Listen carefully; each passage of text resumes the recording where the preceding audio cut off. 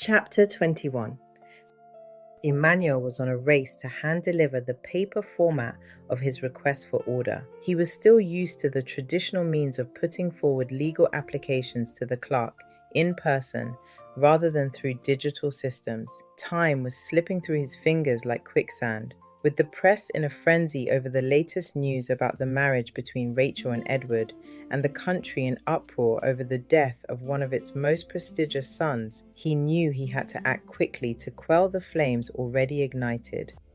The passage of time had a peculiar way of dulling the sharp edges of public outrage. Right now, the case was too fresh, too raw, and too saturated with circumstantial evidence. Newspapers printed inflammatory headlines daily. Television debates grew more vicious, questioning how she could be allowed to marry her victim while he was vulnerable. The public indulged freely in speculation. Pushing the trial further into the future would allow tempers to cool, shifting public focus to the next big scandal, the next tragic crime, or the next political upheaval. It was only a matter of time before a CEO of a billion-dollar company humiliated his family with an ex at a Coldplay concert, or something he had said 20 years ago resurfaced. Once the storm passed, it would be easier to steer the case away from emotional rhetoric and back onto cold, hard facts. He walked briskly down Stone Street, the familiar sound of traffic filling the air. As he reached the roundabout at the end of the road, he turned right and stepped into the battlefield of London's taxi ranks. Black cab drivers with decades of knowledge and the iconic mastery of the capital's roads sat waiting in their vehicles, while Uber drivers lingered nearby, scanning their phones for the next job. The tension between them was tangible, a modern turf war playing out on the congested streets of the city. A gust of wind swept across Emmanuel's face, offering momentary relief from the heat. The BBC weather report that morning had predicted highs of 34 degrees, and even at this early hour, the city sweltered under the unrelenting sun. He loosened his tie, slipped off his summer jacket, and picked up his pace towards the courthouse, his mind already rehearsing the arguments he would present before the judge. Inside, he was greeted by Michael, a highly efficient senior clerk whose work ethic was well known throughout the courthouse. His name tag was pinned neatly to his well-pressed white shirt, tucked into a crisp pair of beige chinos. "Morning, Mike. Is the judge available?" Emmanuel asked, cutting straight to the point. Michael glanced at the schedule on his laptop. "Good morning. No, I'm afraid he's still in a meeting with Josh," he replied. "Okay, thanks. I'll come back later." Michael nodded, his eyes twinkling with something close to admiration. He had watched Emmanuel in court before, seen the precision with which he dismantled arguments and the quiet authority he projected. His cases were legendary, his cross-examinations a masterclass in legal strategy. "Of course," he said eagerly, then almost as an afterthought he added, "Would you like some coffee or anything?" Emmanuel allowed a small smile. "I'm fine, Mike. I'll file the order and be on my way." With that, he turned and walked away, the soft click of his shoes echoing against the floor. That evening, Emmanuel joined his father, Judge King, for dinner. They sat in the judge's grand dining room, the golden light from the chandelier casting a warm glow over the meticulously set table. The air smelled of roasted vegetables and fresh herbs from the judge's own garden. "What's on your mind?" the judge asked, piercing the silence as he cut into a vine-ripened tomato. Emmanuel exhaled and swirled the red wine in his glass before responding. The judge waited. Emmanuel would speak when he was ready. The judge sipped his wine and placed the glass back on the table. They ate in silence. Eventually, he spoke again. "What is on your mind?" "Rachael Brown." The judge set down his fork. "I'm glad you took her case. How is it coming along?" Emmanuel hesitated. He knew the boundaries of what could and couldn't be discussed. "I feel sorry for her," he admitted. The judge studied him carefully. Emmanuel shrugged. The press, her accusers, public opinion, and who knows what else, all howling for her blood. What are her chances? Emmanuel smiled. She has the best chance with me, sir. Are you worried about how this will turn out? Emmanuel met his gaze. I just don't want her to be guilty before the trial. They sat quietly for a moment, the clinking of cutlery the only sound between them. Then Emmanuel's expression softened. How's Paul Tanner? He asked, shifting the conversation. Fighting tyranny in the political trenches, the judge replied with a wry smile. Emmanuel laughed. A true hero. He called me a month ago. He's still pushing reforms in the Senate. I'm sure he is. And Dave Rial? Dave's in Lesotho, the judge said, running a charity, feeding orphans, educating children, a former drug dealer now saving lives. I'm very proud. Both men had discovered their purpose after serving time through a program the judge had established to help inmates transition back into society. Emmanuel smiled, the heaviness of the earlier conversation lifting slightly. You believe in people, don't you? The judge asked. Yes. It's about taking the life you've been given and making something out of it. Keep believing in people. It's worth it when even one turns their life around and invests in the lives of others. A shift settled between them. Emmanuel turned to his father, his voice steady but full of emotion. Dad, thank you. His father's eyes warmed, the kind of expression that spoke volumes without words. You're the best father anyone could ask for, Emmanuel continued. I'm lucky to call you my father. No matter how hectic your schedule was, I was always your priority. I still remember when I got stuck with you-know-who. That was the darkest period of my life, Dad. The accusations, the trial, the shame it brought on our family. I felt utterly lost. His father exhaled deeply. I know, son, I know, he said quietly. Watching you go through that, knowing my hands were tied, was unbearable. I was the judge in this jurisdiction, yet powerless to shield my own son. You refused to name the real perpetrators, chose to carry the burden alone, and were convicted for it. How many would do that for a friend? It broke me, but I understood. You refused to let another family endure what ours was going through. He reached across the table and patted Emmanuel's hand. Minutes later, the judge leaned back in his chair. The comfortable silence shifted as the conversation returned to the one subject neither of them could ignore. By the way, Emmanuel, Judge King said, his tone formal once more, I hear the application to postpone Rachel's trial has been denied. Emmanuel nodded slowly. Would you know why, Your Lordship? Judge King folded his hands. If I were to place myself in Judge Olam's position, I would say it was denied because a man lost his life. His death cannot linger in legal limbo. His family deserves justice. Emmanuel exhaled softly and nodded. This was not a father speaking. This was a judge. Understood, Emmanuel said. The clock was ticking. For thou wilt not leave my soul in hell, neither wilt thou suffer thine Holy One to see corruption. Psalm 16:10. Chapter 22. Lisa King was no stranger to the prison system. She had no idea why Emmanuel had stuck by her through it all. Loyalty? Blind love? Even she couldn't say. But she was grateful he had stayed, because something inside her had changed. For the first time, she truly believed she didn't have to end up back in the nick. She wasn't trapped. She wasn't doomed to be another statistic, another forgotten soul swallowed up by addiction and the system. Emmanuel believed in her, even when she didn't believe in herself.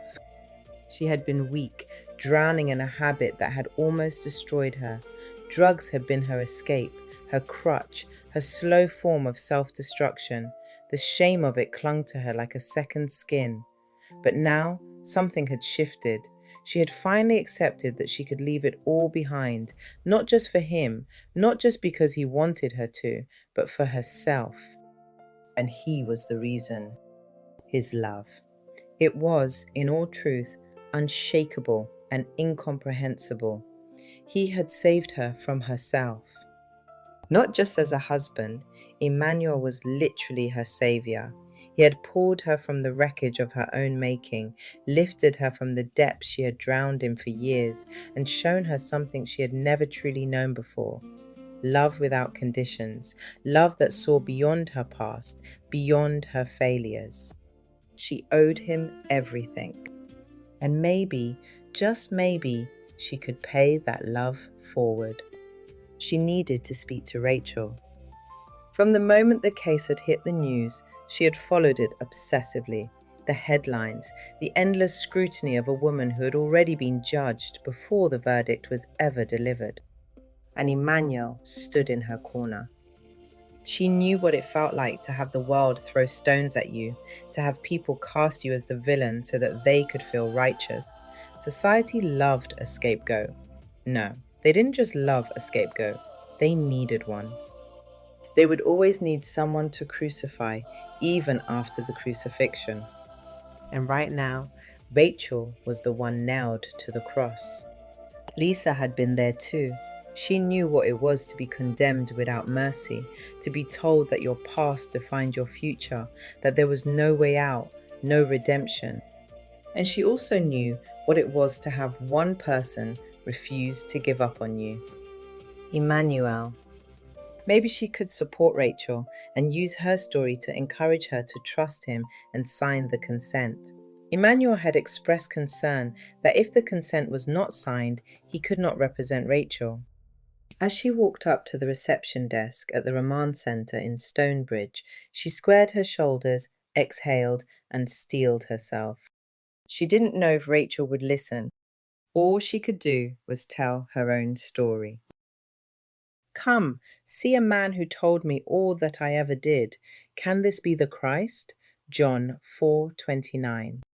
Chapter 23.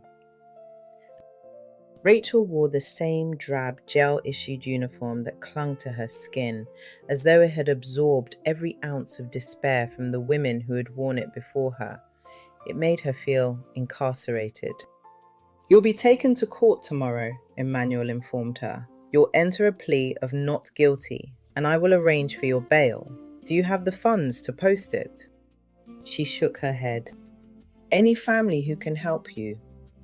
Another shake. No words. He exhaled quietly. Then I'll loan you the money. At that, she turned sharply, eyes narrowing. I don't want it, she said flatly. I don't mind being here. No, he countered, his voice firm but patient. You don't belong here. You didn't set out to kill him. It was a mistake. Her jaw tensed. Stop punishing yourself, he continued. You need to stay focused. More importantly, you need to stay positive. Your life doesn't have to end in a cell. Edward understood that, and that is why he brought me in. She clenched her fists and shook her head. You don't understand, she whispered.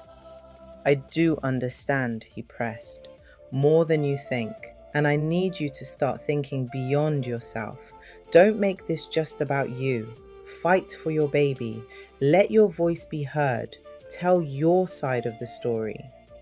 He bent and reached for his briefcase, pulled out a single document and passed it to Rachael across the table.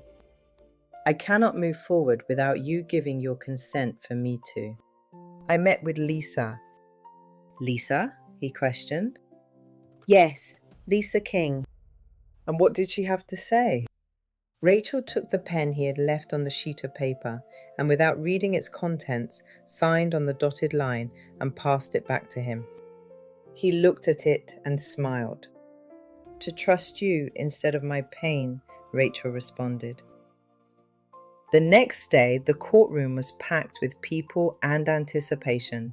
Reporters jostled for position. Their cameras flashed like strobes as Rachael was led in, wrists enshackled. Her steps faltered under the weight of their accusations. Her face was pale, but she kept her head high, forcing herself to walk with purpose. Whispers rippled through the gallery. Emmanuel was already there. He exuded calm despite the chaos. He wore a tailored charcoal suit. His posture was relaxed, almost nonchalant, but his eyes were sharp. They scanned the room and missed nothing. When their eyes met, he gave her a slight nod, a silent promise. "I've got you." She tried to believe him. He was all she had at this point. There was no Edward to lean on. The bailiff guided her to her seat, his expression solemn, the wordless accusation evident. Her bump was visible as she made her way forward. She could no longer hide it. It was as though the baby demanded acknowledgement in the proceedings against its mother for the death of its father. Catherine's gaze snapped to the swell beneath Rachel's gown, and a tremor of fury flickered across her expression before she masked it behind her polished composure. Color drained from her wrinkled face, and even from across the courtroom, the heat of her glare was unmistakable. The energy in the courthouse seemed to rise. Charlotte did not glare. She wilted as she stared at the bump, a tiny life that was part of Edward. Her lips parted, then closed again.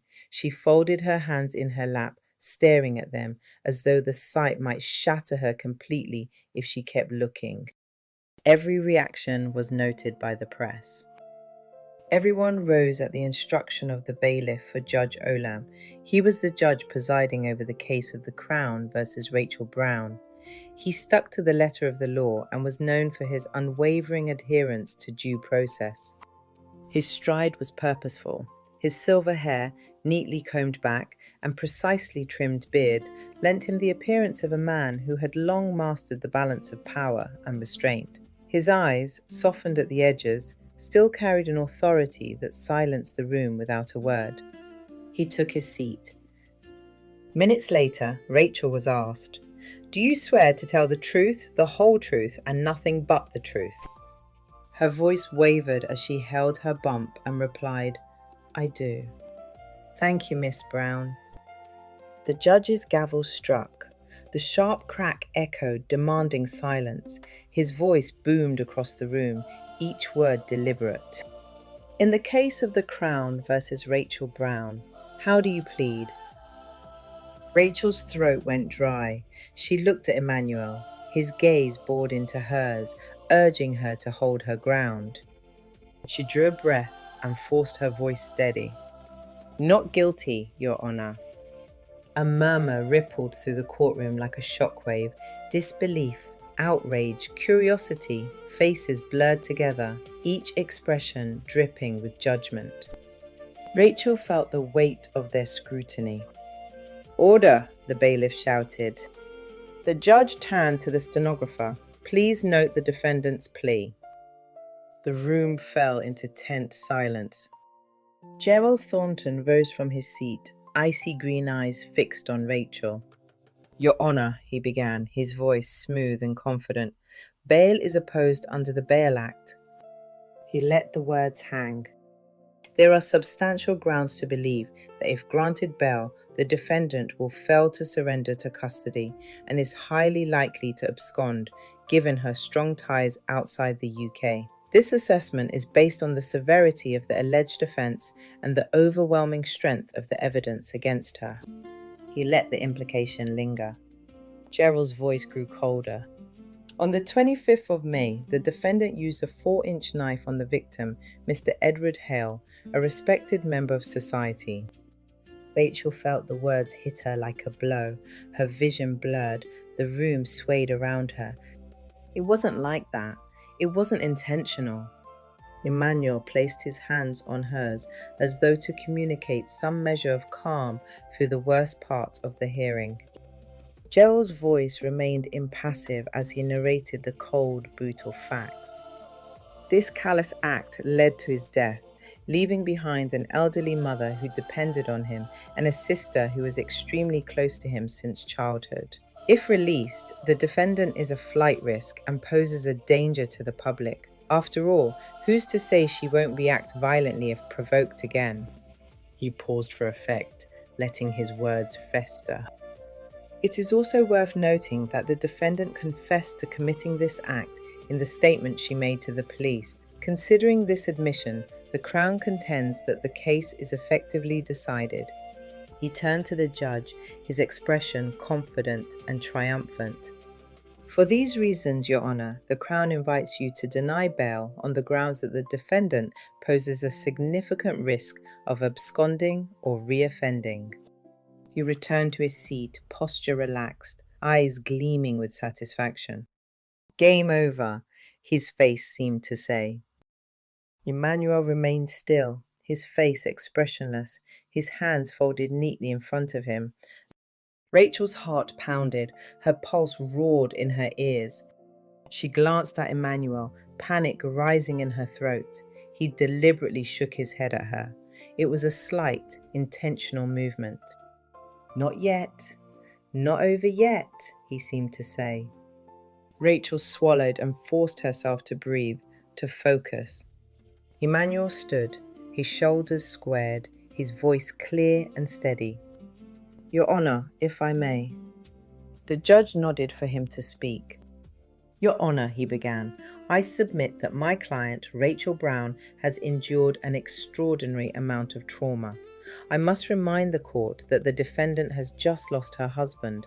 She is pregnant, vulnerable, and still in a state of profound shock, and needs to be in a familiar environment to begin the healing process. A hushed murmur spread through the courtroom, a ripple of shock mixed with intrigue, triggered by the word husband. At the defendant's table, Rachel sat still, her hands gripping the edge of her chair so tightly her knuckles looked as though they might crack. She stared at the polished surface before her. Her thoughts spiraled. They'll never understand. The prosecutor, the jury, every single person in this room belonged to the same untouchable camp, a world that would condemn her without hesitation. She swallowed hard as the pulse in her neck throbbed against her skin. Emmanuel's voice broke through her thoughts.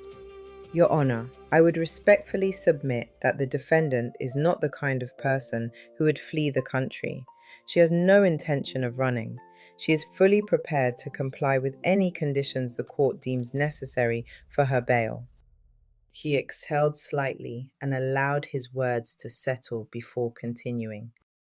If the court harbours concerns, I would suggest imposing stringent conditions upon my client. She has a stable address within the jurisdiction, and a residency condition could be enforced. A curfew and daily check-ins at the local police station. These measures would ensure she remains under strict supervision.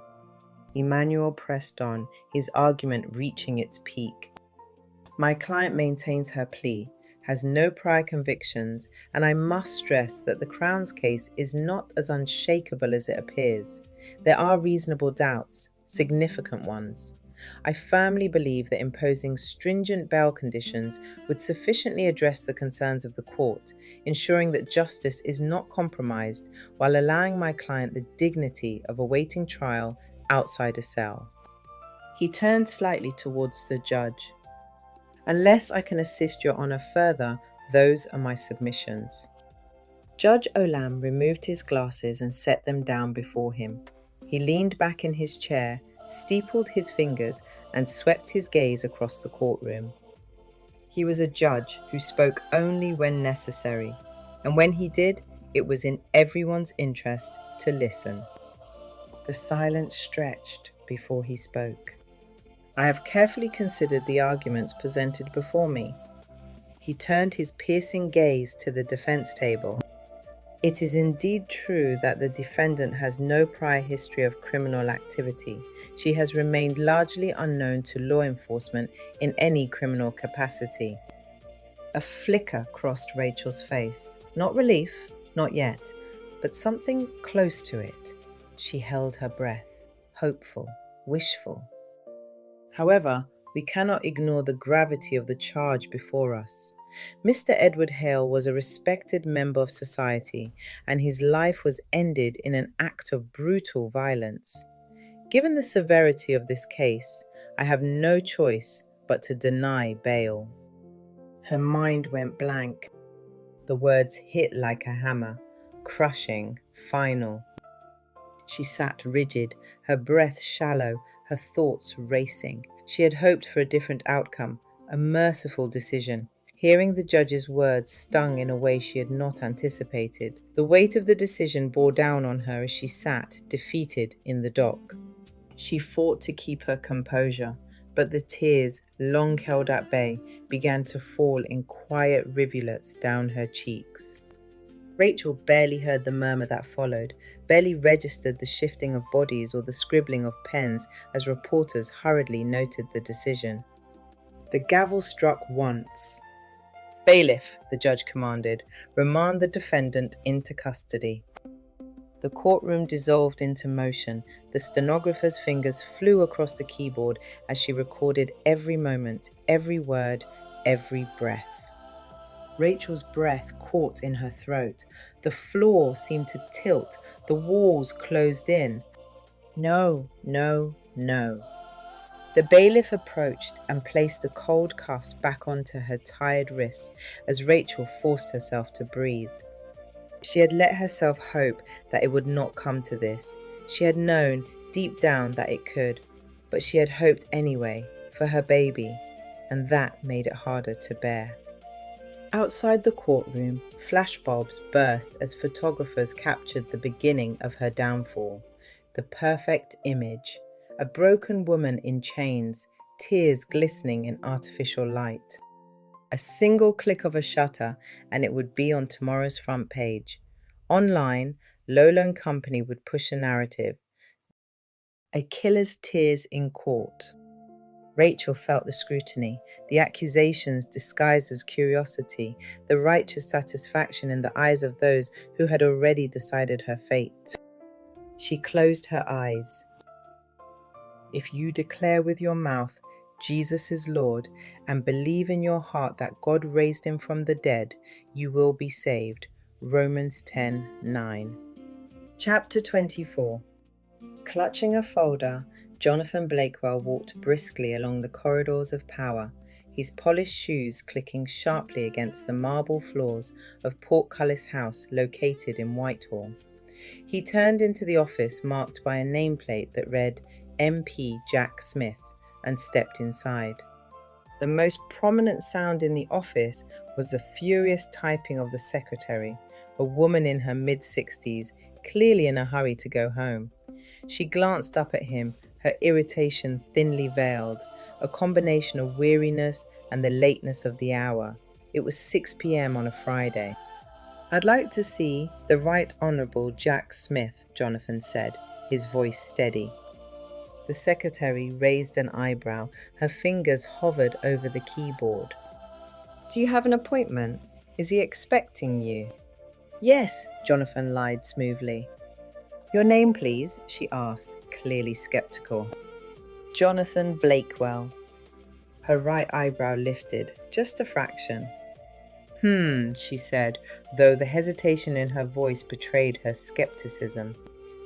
"I met him a couple of weeks ago at the pub, and he said Friday at 6 is good." None of which was true. She waved him towards a row of tired green plastic chairs lined against the wall. "Take a seat. I'll let him know you're here." She stood with a small sigh, opened the door marked with the plaque Jack Smith, and leaned inside. "Jonathan Blakewell is here to see you," she said quietly, though Jonathan could make out her words. After a brief exchange, she re-emerged, her expression a mix of resignation and curiosity. "You can go in," she said, clearly glad to be rid of him. She returned to her desk. The rhythmic clatter of her typing resumed as she focused on wrapping up her work for the week.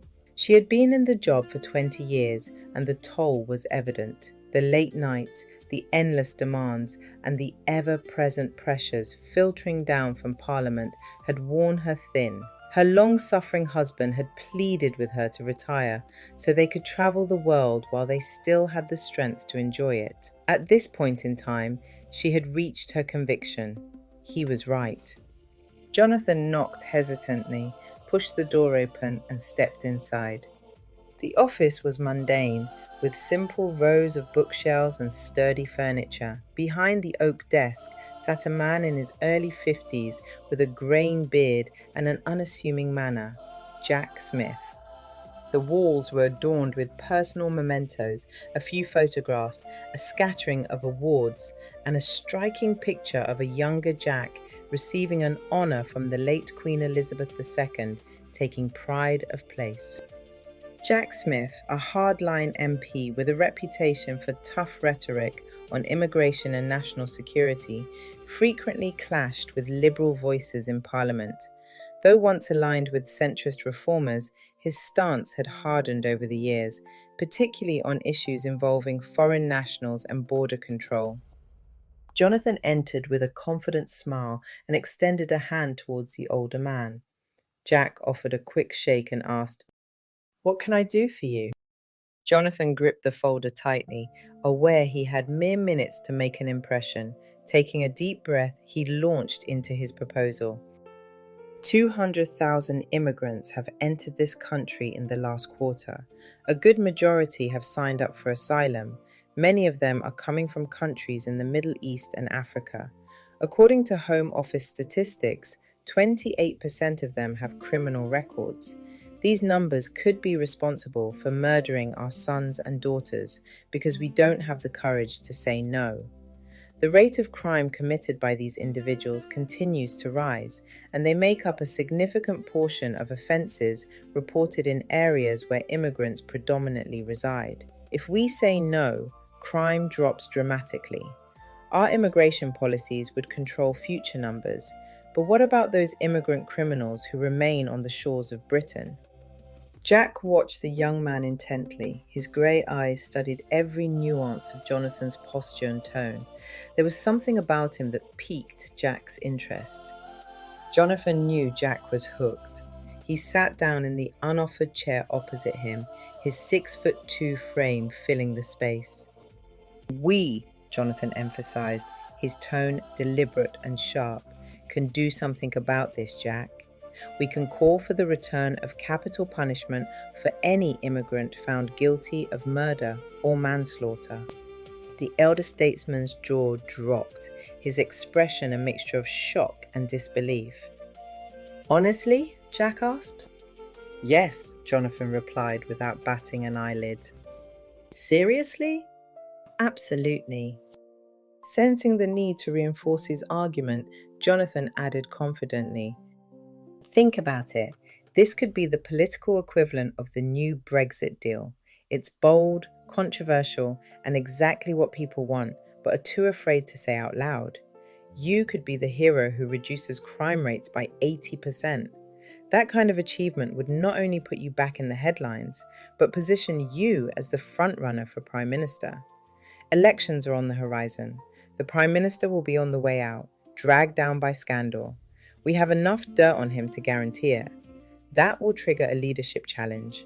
The country is desperate for strong leadership, and you could be the one to lead them through the crisis." Jonathan saw the flicker of interest in Jack's eyes. The elder statesman's mind raced at the possibilities, the headlines, the legacy. "And what do you get out of it?" Jack asked. "I become Chancellor of the Exchequer under your government," Jonathan said. Jack fidgeted, running a hand through his greying hair. "But you're on the lower benches." "That will change before the elections." "What's your strategy?" "We can discuss that another time. Are you in, or should I find another parliamentarian who's ready to seize this opportunity?" Jack leaned back in his chair, hands steepled. "Let me see the proposal in writing," he said at last. Jonathan placed the folder on the desk with a slight air of arrogance. Jack stiffened, making a mental note that he didn't like the young man. Jonathan leaned forward. "The bill is simple," he said evenly. Reintroduce capital punishment for heinous crimes committed by immigrant offenders. It will cause an uproar, yes, but so did Brexit. This could be your legacy. Jack ignored the folder. Let us meet with Nigel Thompson, the editor of the Daily Morning Standard, he said. We need the press on our side. Liaise with my secretary and put it in my diary. Nigel will be at the closet, room 444, tomorrow at 7, Jonathan replied. Jack frowned. Should we expect you? Jonathan asked. Jack hesitated, but they both already knew the answer to the question. Let us invade Judah, terrorize it, and divide it among ourselves. Then we can install the son of Tabial over it as king. Isaiah 7:6. Chapter 25. Jack Smith pulled into the car park and switched off his engine. His gut churned with unease, a nagging feeling he couldn't quite place, like an itch on his back he couldn't scratch. The evening air was cool, but it did little to calm the apprehension creeping up his spine.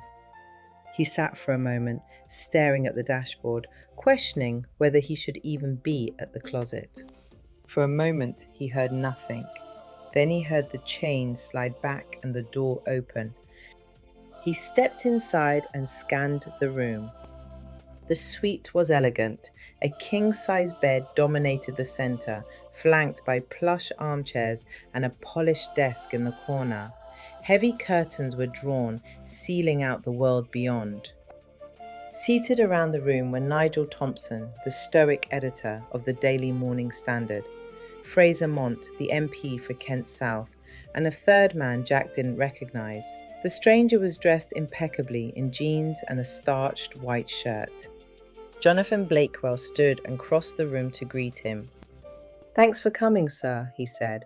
The mock politeness in his tone grated at Jack. Before Jack could respond, Jonathan continued.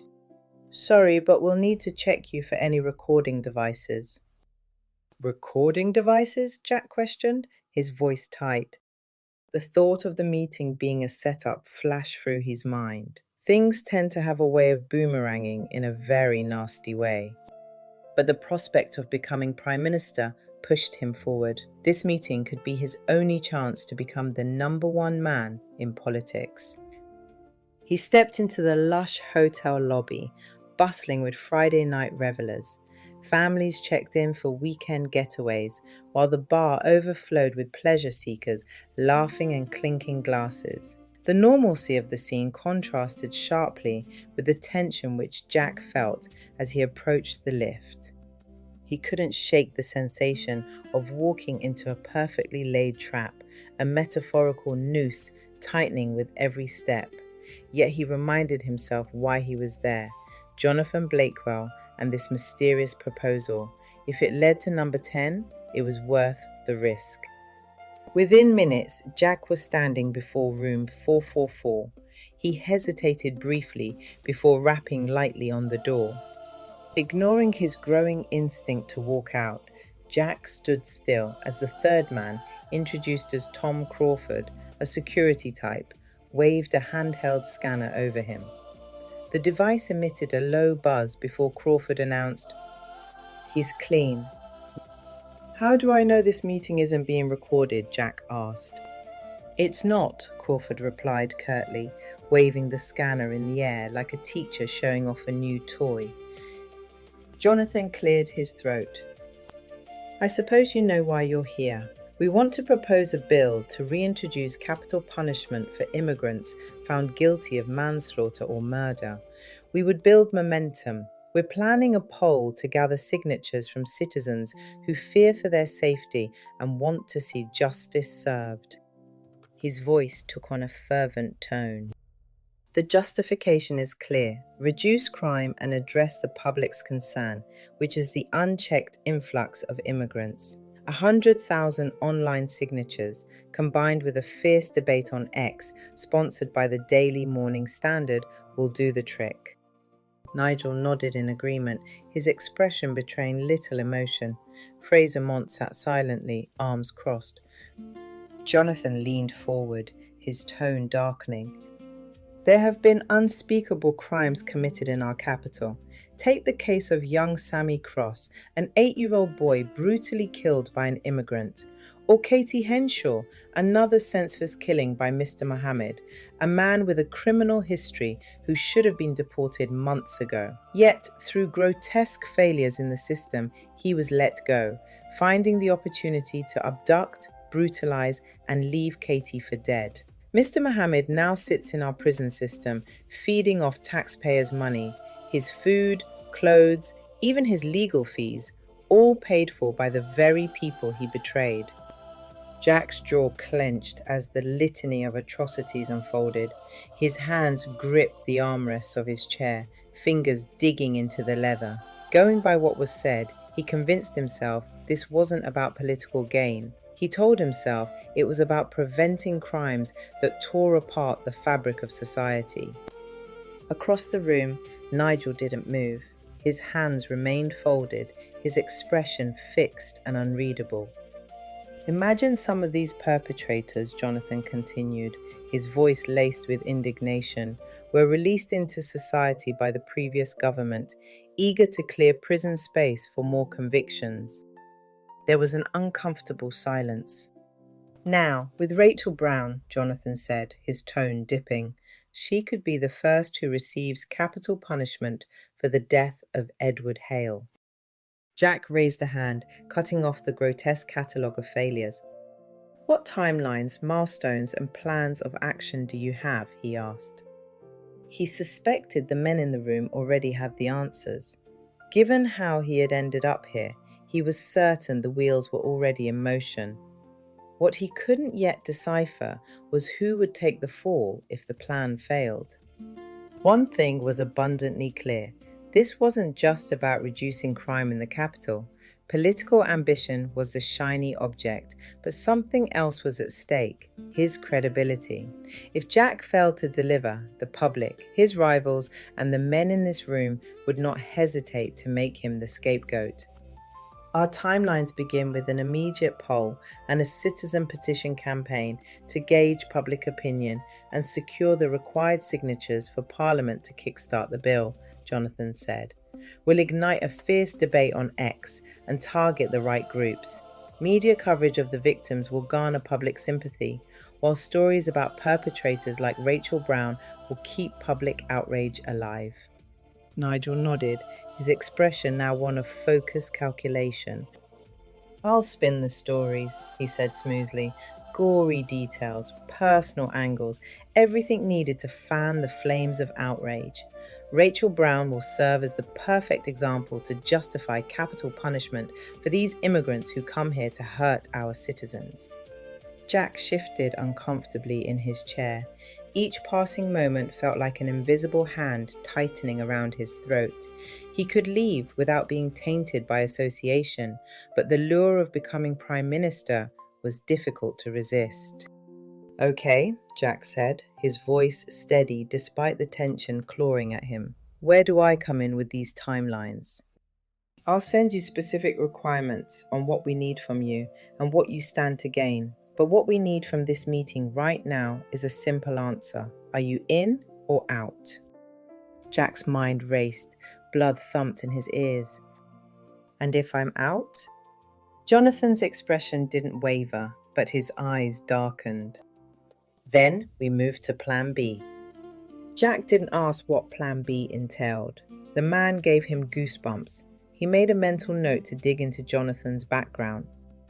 I'm in, Jack said at last, the words barely audible. He tried to comfort himself with the thought that this would all be worth it when he finally moved into number 10. Besides, this was in the interest of the public. Jonathan's grin widened, his delight barely concealed. Brilliant, he said. Nigel looked mildly relieved, while Fraser Mont and Tom Crawford simply watched. Jonathan poured whiskey into a glass and raised it. Here's to the next British Prime Minister, Jack Smith. Jack forced a smile as he shook hands with the other men.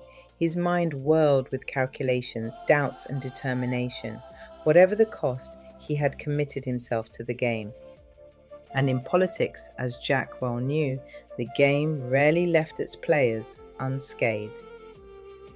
And our enemies said, before they know or see a thing, we will come into their midst, kill them, and put an end to the work. Nehemiah 4:11. Chapter 26. Jonathan Blakewell studied the brief on his laptop. It was ready. This bill, his bill, was about to shake Parliament to its core. The press would feast on it. The poll from Citizen Petition had shown there was support. He emailed the document to his secretary. Send our feedback to Jack Smith's office. Jack Smith received the email moments later. He leaned back in his chair and chuckled. He believed he was the bill's author. In some ways, he was, and in other ways, he was not. Jack logged the bill into the parliamentary portal, and it was placed on the schedule for its first reading in the House of Commons. The train was moving fast now. Outside, the rain kept true to the weatherman's prediction. Jack Smith wore a mauve jumper, his Levi jeans sitting snugly at the waist. He reached for the black umbrella leaning in the corner and stepped out. He met Jonathan at the foyer of the building. "Have a lovely weekend," Jonathan called out. "Yes, sure." "Doing anything fun this weekend?" "No," Jack replied casually. "Not really." Jonathan knew exactly where he was headed. He knew Jack's entire schedule. It was the first rule in dealing with British politicians. Hack into their personal emails and you learned a great deal about them. He knew about the Friday evening rendezvous with the wife of the Minister for Justice, Mrs. Amanda Hughes. It was more than ministerial discussions that happened behind closed doors. Mrs. Hughes was Jack's weakness and Jonathan's guarantee that the bill would be backed. Jack Smith turned to Jonathan Blakewell, his voice carefully measured. "Do you have a quick minute?" he asked. Jack pulled him into a side meeting room in the building. "It's all in the portal now. The bill is due for its first reading in the House of Commons. I'm happy to kickstart the debate." Jonathan gave a slow nod. "You do that." "The deal is number 10, Jack said coolly, "but I need to know the dirt you have on the Prime Minister is concrete and sordid enough to bring him down." "Oh, it is." Jack tapped his fingers. "Now that the bill is in the portal," he said smoothly, "I think it's time you told me exactly what dirt you have on him." "You'll know when the King signs this bill into law." Jonathan leaned forward slightly and lowered his voice. "By then, you will be speaking for the majority in Parliament." The two men paused. The room was warm, but outside the wind howled. Within seconds, rain began to spatter against the windows. Jack was more concerned about the perks of the bill. He and the Prime Minister had been friends since secondary school, spent Christmases together for most of their youth, and Jack was godfather to the Prime Minister's first son, Ethan. Becoming Prime Minister was a lifelong dream. As long as no one knew the extent of his involvement in the mutiny in Parliament, they would go back to being friends after the election. One question gnawed at him. Could he trust Jonathan Blakewell? Jack eyed him thoughtfully as he stroked his beard. There was something about Jonathan that lingered beneath the surface. Jonathan gave a slow smile, as though he could read his thoughts. "You will," he said. "I promise." Jack hesitated. He wanted to believe the man, even though he didn't trust him. Then something nagged at the back of his mind. If Jonathan had real dirt on the Prime Minister, who was to say he didn't have something on him as well? Jack had dirty laundry he didn't want aired. That thought remained lodged in the dark recesses of his mind. He reminded himself to find out everything there was to know about Jonathan Blakewell. The man made him uncomfortable. As he continued to stroke his beard, he realized something unsettling. Was the bill really about justice, or was it part of something much bigger? Jonathan didn't strike him as someone who truly wanted the Chancellor or the Home Secretary's office. There had to be an economic reason. Most times, if you followed the money, you followed the motive. Jack felt a chill run down his spine. He made a mental note. Hire a private investigator. Later that evening, Jack Smith reached for his phone and punched in the number on a business card pulled from the bottom drawer of his desk. There was no need for niceties. I need someone to dig into Jonathan Blakewell, he said. I want to know everything about the man, when he eats, when he sleeps, and any dark skeletons in his closet. When do you want this? The voice asked. Yesterday. The other voice was Oscar DuPont, a former police detective turned private investigator. He carried a weary sharpness forged by 4 decades navigating London's criminal underbelly. He had started young, just 18 when he first joined the force. Over the years, he had climbed the ranks, seen his fair share of gritty murder scenes, high-profile heists, and political scandals. By the time he retired, the system had worn him down. The bureaucracy, the corruption, the endless political interference, it had all chipped away at him until he finally had enough. Retirement had sounded like freedom, but in reality, it felt like captivity. Fishing bored him, gardening made his back ache, and within months, depression crept in. Amanda DuPont, his wife, a practical woman with little patience for self-pity, had given him an ultimatum. Find something to keep yourself busy, or I'll find something for you. And so, DuPont Investigations was born. The firm took off faster than he had expected. In 1 year, they had grossed over £500,000. London, it seemed, was full of people with secrets to hide, and it was his job to dig that dirt out and bring it to the surface. His clients included suspicious wives, corporate rivals, and paranoid politicians. Oscar didn't ask questions, he just dug for dirt. He didn't just find dirt, he became an expert at finding mud that was enough to bury marriages, careers, and businesses. One of his soft spots, though, were wives being divorced. His wife often joked, "A woman doesn't need a private investigator to tell her she's been cheated on. She knows. She just needs the proof for court." And as far as Oscar was concerned, she wasn't wrong. But this job was different.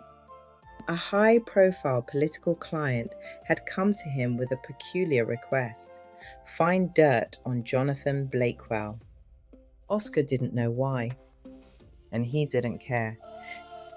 If the bank notification pinged on his phone, he would do what needed to be done. Hours later, his phone pinged. It was a notification from his bank. Days later, Oscar DuPont sat across from his client, a man he privately dubbed MP3, partly as a code name, but mostly because he had all the personality of a bland audio file. Oscar reckoned he was the type who measured his coffee to ensure the exact caffeine-to-water ratio, and probably color-coded his sock drawer too. He slid the thin beige folder across the table, the contents neatly tucked inside. "Everything you want is in there," Oscar said, his voice gruff as he leaned back in his chair, letting the worn leather creak beneath him. He crossed his arms, his expression deliberately impassive. Jack snatched a file and flipped it open. His eyes moved rapidly over the pages, his pupils narrowing slightly as he absorbed the information. Oscar caught the subtle flicker of disbelief as Jack's jaw tightened. "What's this?" Jack asked, his voice pitched an octave higher than before. The question was charged with accusation, a challenge wrapped in disbelief. "The truth," Oscar replied evenly, his face a mask of indifference. "The bloke's squeaky clean. No skeletons, no dodgy mates, not even a parking ticket. He's as straight as they come." "Impossible," Jack snapped, his fingers gripping the folder's edges, whitening at the knuckles. "You must have missed something. Everyone has something. Did you look into his university days? Old girlfriends? Colleagues? There's got to be someone out there with a grudge that knows something." Oscar allowed himself a slow shake of the head, his salt and pepper hair barely moving. "I've been in this game for 40 years, mate. People love to talk, especially when there's a good story to tell. But this guy, he's an enigma. Kept to himself then, keeps to himself now. Even his neighbors barely know him. Jack's composure fractured. He flung the folder across the desk, its contents spilling out as papers skidded across the polished wood. He leaned forward, his eyes flashing with frustration. I don't believe it. No one's that clean. Oscar felt his patience fray, but kept his cool. He dealt with all sorts over the years. Liars, cheaters, crooks in bespoke suits. Jack was a new breed, desperate, determined, and possibly a blackmailer. I've got 100% success rate, Oscar said, his voice firm. If there was dirt to find, I'd have found it. Your man's a mystery, sure, but sometimes people really are just that boring. Or... He paused, letting the thought dangle, watching Jack's reaction before delivering the kicker. He's very good at covering up his past, but then the question is, why? A muscle twitched in Jack's jaw. Take another look, he insisted, his voice steely. I'll pay extra. Leave no stone unturned. Check if he changed his name. Dig into his family. Find out if he's even biologically a man. There must be something. Oscar raised an eyebrow. His curiosity piqued. You're that determined, huh? What's this guy to you anyway? That'll probably help me. For the briefest of moments, something flickered in Jack's eyes. Fear, maybe, or resentment. It was gone before Oscar could fully place it. That's none of your concern, Jack said, his voice clipped, the mask of composure snapping back into place. Just find me something I can use. Oscar met his gaze. Fair enough, but I'm telling you now, if this man's as clean as he seems, there might be a reason he's hiding in plain sight. Sometimes the ones with nothing to find are the ones you should fear the most. Jack's eyes darkened. He said nothing. Oscar stood, the chair scraping against the wooden floor. I'll see what else I can dig up, he said, his voice firm. But don't get your hopes up. If he's that good at hiding, there might be a reason you're better off not knowing. For there is nothing hidden that will not be disclosed, and nothing concealed that will not be brought to light. Mark 4:22. Chapter 27. Even if it was a cat with 9 lives, everyone who had used the meeting room at Stonebridge knew the fan rattling away in the corner was tired and very much on its last life. One was also forced to note that it was utterly failing to provide any relief from the suffocating heat. Emmanuel perched on one of the bolted-down iron chairs, his leather briefcase resting neatly on the floor beside him. From inside, he withdrew his brown leather legal pad, its first page marked only with notes and questions. Anticipation prickled at his mind as he stared at the blank lines. Why had she picked up that knife? What had driven Rachael to do it? She was innocent until proven guilty. How could he help her and prove that innocence when he had yet to unravel the truth? He needed something more than how the evidence was presented. He needed to look beyond the evidence. There had to be more. He had promised Edward that he would help her. She had signed the consent. The rest was up to him, as her advocate, to prove her innocence. The prosecution would likely push for the harshest sentence imaginable. Talks in Parliament about reinstating the death penalty loomed large in his thoughts. Emmanuel flinched at the possibility of his client becoming a scapegoat, another murderous immigrant, sacrificed on the altar of public opinion and political ambition. And Judge Olam, the presiding judge for all major cases in the borough of North London, was not one to be swayed by sentiment. He represented the law, and Emmanuel knew the judge was committed to justice. If the law allowed it, Judge Olam would not hesitate to carry out the full sentence, no matter how reluctant he might feel. He was bound by the word of the law. That left everything on Emmanuel's shoulders to find a way, any way, to save his client. A quiet knock broke through his thoughts, and Tom Daniels entered with his client. Rachel shuffled forward, her gait slow, her movements reluctant, and her eyes sunken. The fluorescent fixture overhead flickered sporadically and cast an irritating strobe effect across the room. Emmanuel squinted against the distraction as Rachel took her seat. Her eyes met his briefly before darting away. "How are you today?" he asked gently. She lifted her head sharply, irritation flashing across her face. "Can we not do this?" she said. "The concern, the soft voice." "Rachel," he said carefully. "What do you want?" Her voice rose, brittle rather than loud. "To save me?" A short, humorless laugh escaped her. "You can't change the fact, no matter how clever you are in a courtroom." "Rachel." "I took his life," she cut in, but this time the words did not land with the same certainty. They wavered, as though she were testing them rather than declaring them. "I should be punished for that. That's how this works, isn't it?" Emmanuel did not interrupt. "I don't want saving," she said, quieter now, the words no longer sharp, no longer armor. She hesitated, frustration flickering across her face. "And yet," she shook her head, "this is what he would have wanted, isn't it? For me to fight, to continue living, for the baby." The admission seemed to unsettle her more than the guilt ever had. She finally met Emmanuel's eyes. "That's the problem," she said. "I don't know how to live with what I've done." A pause. "And I don't know if I deserve to." Emmanuel nodded once, accepting the truth of it without judgment. "We don't all get what we deserve, Rachel. This isn't about what you deserve or don't deserve. It's about justice. There was no intent or malice. Do you want to fight for it?" Her brow furrowed and she shook her head slightly. Her voice cracked.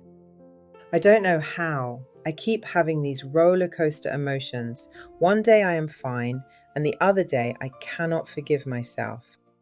"You don't have to know how," he replied. "That's my job. All I need from you is a choice. Fight or fall. Which is it going to be?" He leaned back in his chair, his piercing gaze fixed on her. He was not going to say another word until she gave him an answer. As much as he was the best defense lawyer, every victory still began with a commitment from his clients. Without that, there was no starting point. Rachel's hands trembled slightly as she lifted her gaze to meet his. "Fight," she said, her voice barely audible but firm. Emmanuel nodded once, his lips pressed into a thin line. "Good, then we start here," he said. "Not with the night it happened, but with you, your life, everything that came before." He held her gaze. "I can't understand what went wrong unless I understand what shaped you, and I can't help you unless you let me see it." He waited. After a long moment, she drew a breath she had not realized she was holding. "Okay," she said quietly. He followed on with the conversation about her life again, asked her a few questions, and got as much detail as he needed. That conversation was what led him in the search for more answers as the Boeing 737 from Heathrow descended smoothly onto the tarmac at Port Harcourt International Airport after an 8-hour flight. Emmanuel King stirred awake in his seat, his neck stiff from restless slumber. A faint sense of apprehension bit at him, an unease at the unknown waiting on the other side of this journey. A phone call would not do. He needed to sit with her history, sift through it, and hear the things people only revealed when they were face to face. Once through customs, Emmanuel spotted a man holding a sign that simply read Emmanuel in bold, smudged marker on cardboard. The man, thick-set and weathered, looked to be in his late 40s or early 50s. His brown hands gripped the sign like a lifeline, glossy with sweat from the humid air. Emmanuel approached and extended his hand. "Emmanuel King," he said, his voice polite. The man's grave eyes flickered briefly with recognition, and a flicker of a smile attempted to form at the corners of his mouth. He grasped Emmanuel's hand in a vigorous handshake.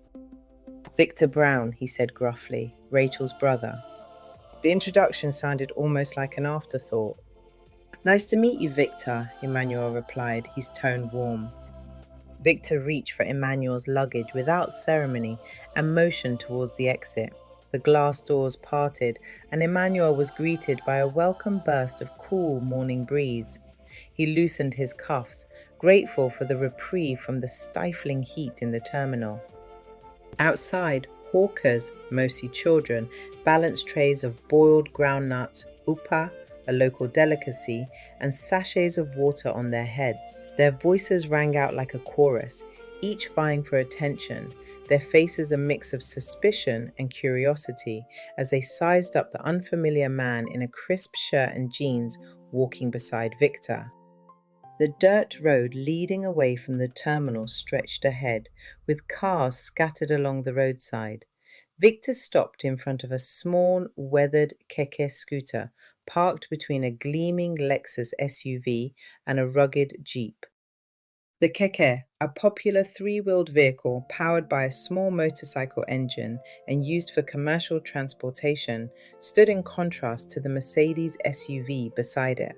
Solitary and battered, its yellow paint flecked with rust and its seat patched with duct tape. Victor hesitated and offered Emmanuel an apologetic glance.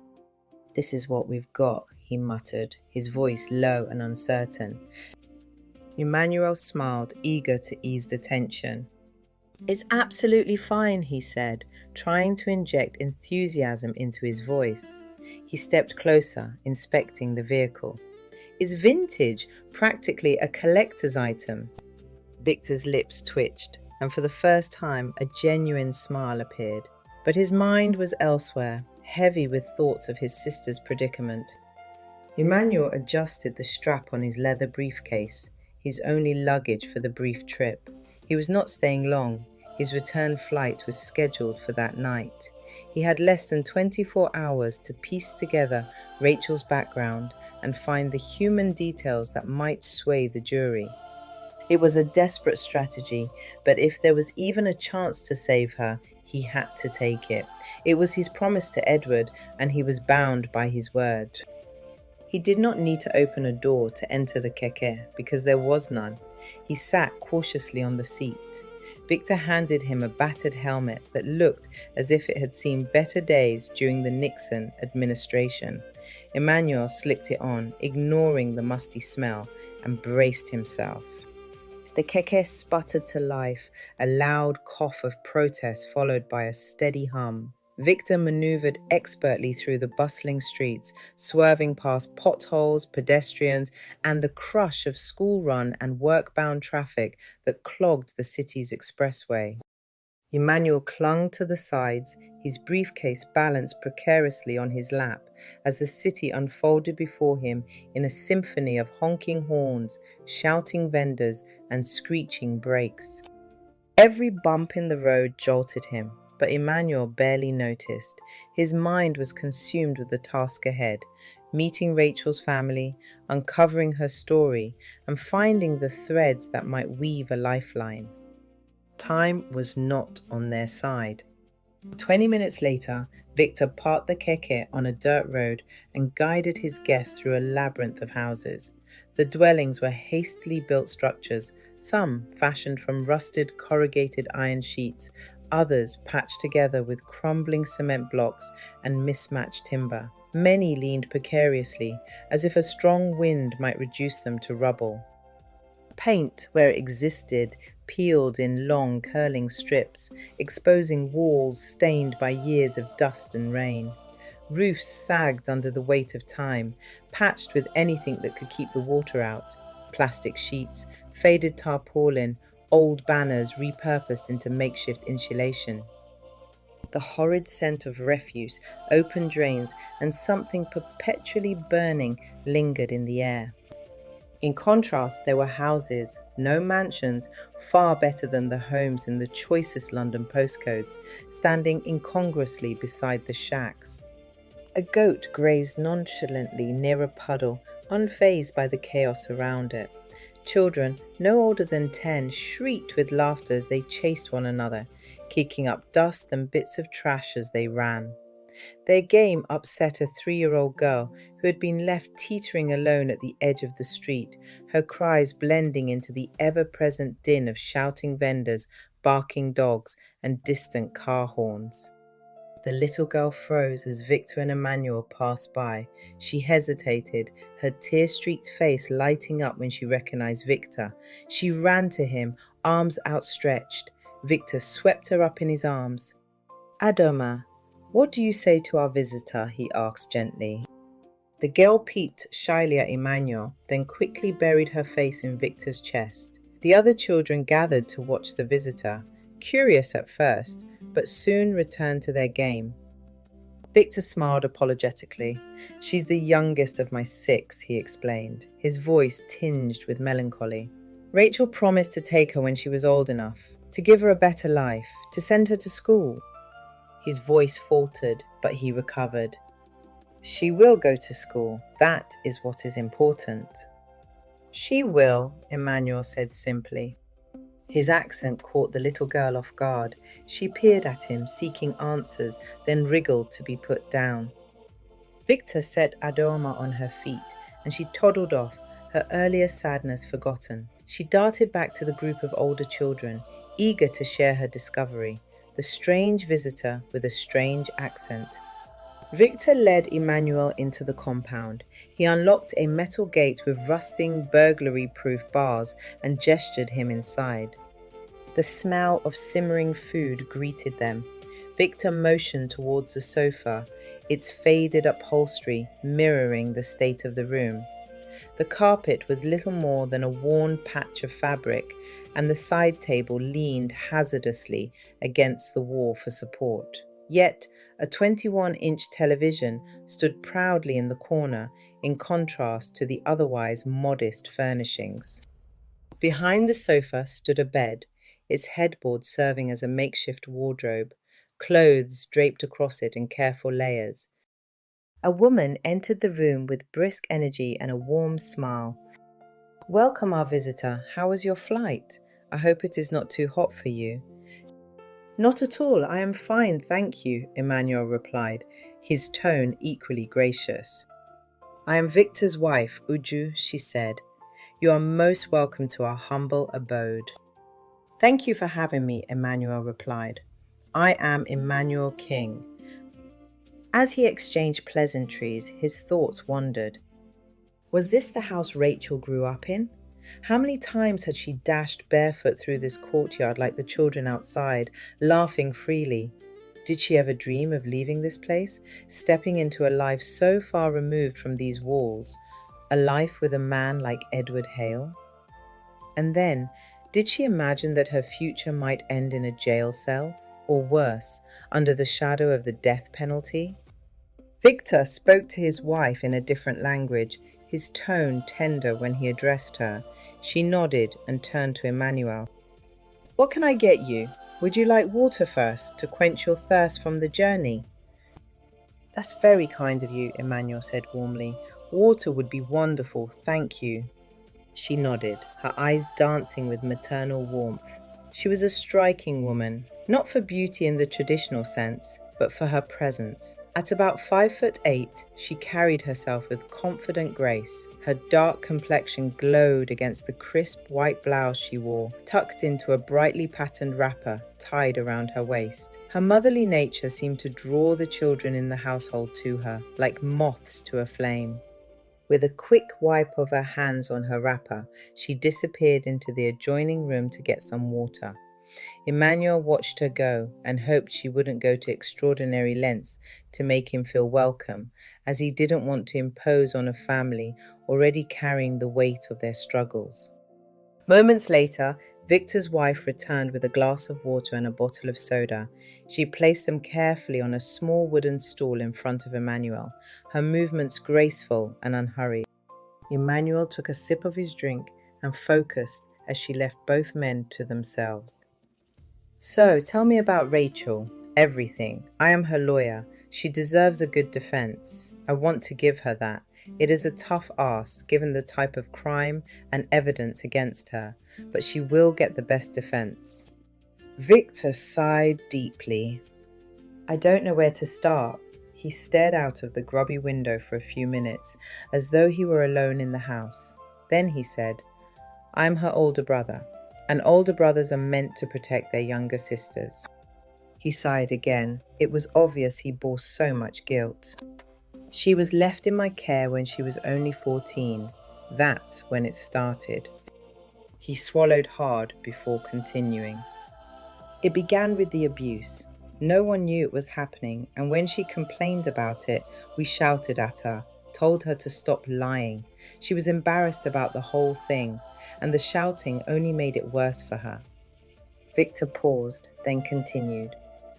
She was a bubbly teenager, but when the abuse started, her behavior changed. She was acting out, seeking attention in unusual ways, and had mood swings.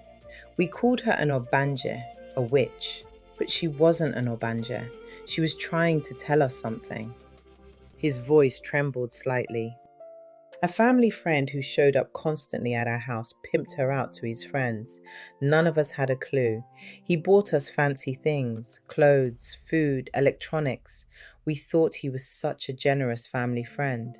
We didn't know he was a monster underneath it all. By the time we realized, it was too late. She had been a victim of both physical and sexual abuse that should never be mentioned. He took a breath and continued. I blame myself. I was meant to watch her and keep an eye on her as our parents were so busy at work, but I failed in my responsibility. I wonder if I am up to the task of caring for my children since I let Rachael down. That was what brought the change. She was never the same again and seemed forever held by that past event. He paused again, lost in his thoughts, then continued. She knew exactly what she wanted to do from a young age, but she never took her exams for obvious reasons. We thought she was going to school, but no, the horrible event changed the direction of her life. We didn't realize until the results came out. It was the beginning of a self-destructive path. She had already become a victim of this vicious atrocity. Emmanuel's face mirrored Victor's pain. It was a story he knew too well, having represented many victims with similar pasts. Yet each time he heard it, the pain was raw. Victor paused and collected his thoughts. He stood abruptly, walked to the door, and peered out as though he expected someone to walk in. Taking a deep breath, Victor fought to block the haunting images that had pursued him for the past decade and a half. These memories fueled his tireless efforts to protect the young girls in his community, determined that no one else should suffer as his sister had. So what happened next? What led her to London? Emmanuel probed, his voice gentle but insistent. Victor pursed his lips, his expression clouded with sorrow. He walked back to the solitary chair in the cramped living room and sank into it heavily. An expatriate working for an oil company promised her a better life in London. She wanted to turn her life around, told me she'd educate herself and live the life she'd always dreamed of as a teacher. Victor stood again, as if sitting made the memories unbearable. Flustered, he paced back to the unpainted wooden door, looked out, and hoped the fresh air would clear his mind of the stifling thoughts. Little did we know she was going from the frying pan into the fire, he said, his voice cracking under the weight of his emotions.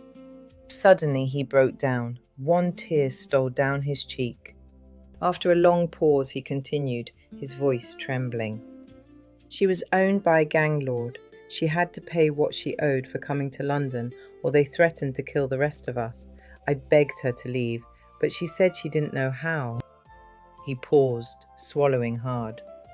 They beat her senseless, twice. She passed out and was rushed to the hospital. 5 times she was drugged, and once she overdosed. Chai. He shook his head, his pain unmistakable. My sister went through things most people can't even imagine. until the charity Women of Mercy rescued her. That day was the greatest day of my life. They got her out of the Ashawo business in London. Though she lived in constant fear and constantly looked over her shoulder, paranoid that the pimp would come back for her. Ashawo? Emmanuel questioned. Prostitute, Victor said, avoiding Emmanuel's gaze. Then his voice softened as he recounted her recovery. She started working as a waitress in a restaurant, and she was thrilled when she completed her GCSEs. He sighed deeply. His shoulders slumped under the weight of the memories. That's when she met Edward Hale. She was working as a waitress to support herself. Edward, he was unbelievable. The best thing that had happened to her since she was 14. For a moment there was silence in the room, broken only by the faint laughter of the children playing outside. Rachael turned her life around, or so it seemed. She escaped the shadows of her past, built a life far removed from the chaos of her childhood, and even found love, Victor continued. But no one ever really escapes their past demons, do they? They lurk in the dark corners of memory, waiting for the right moment to strike. He paused. Nobody knows why she did what she did to Edward, least of all Rachael herself. Victor walked back and slumped into the chair, despair etched into every line of his face. I'll do my best for Rachael, Emmanuel said, his words carrying the weight of a solemn promise. Victor's head jerked up, his face a mask of determination. I know, he said, his voice trembling but resolute. You're our only hope. God sent you to us. Just then, Victor's wife bustled into the room and placed the steaming dish on the table before Emmanuel. The lid lifted, revealing a native feast, semovita, coarsely milled durum wheat, paired with a rich, spicy vegetable soup, brimming with chunks of meat and dried fish. The pungent aroma filled the room, a blend of tradition and sacrifice. Emmanuel didn't need to ask. He knew this meal had cost Victor and his family their savings. It was a gesture of gratitude and hospitality that spoke louder than words. He washed his hands in the bowl provided, mimicking Victor's practiced motions. Tearing off a small lump of the semovita, he dipped it into the soup. The flavors exploded on his tongue, a symphony of spices and heat that brought an involuntary cough and a sheepish scratch to his head. Still, he smiled, relishing every bite. To leave even a morsel would be unthinkable, an affront to their generosity. He made a mental note to hit the gym when he returned home. This meal was sure to leave its mark on his insides. After dinner, Emmanuel expressed his heartfelt gratitude. Checking his watch, he realized his time in Port Harcourt was running out. With Victor's blessing, he stepped outside for a final moment of reflection. The children had settled into a circle, their earlier games giving way to quiet chatter as they ate the same meal he had just enjoyed. Wandering toward the edge of the compound, he knew this was where it had happened, where, as a naive 14-year-old, Rachael had been lured into a nightmare by a man who preyed on her innocence. He stood silently, his feet planted where she might have stood 2 decades ago, confused and scared. The clucking of chickens nearby broke the silence, their sounds an eerie backdrop to his thoughts. Emmanuel's chest tightened as he imagined her pain, her tears, her helplessness in that moment. Victor joined him.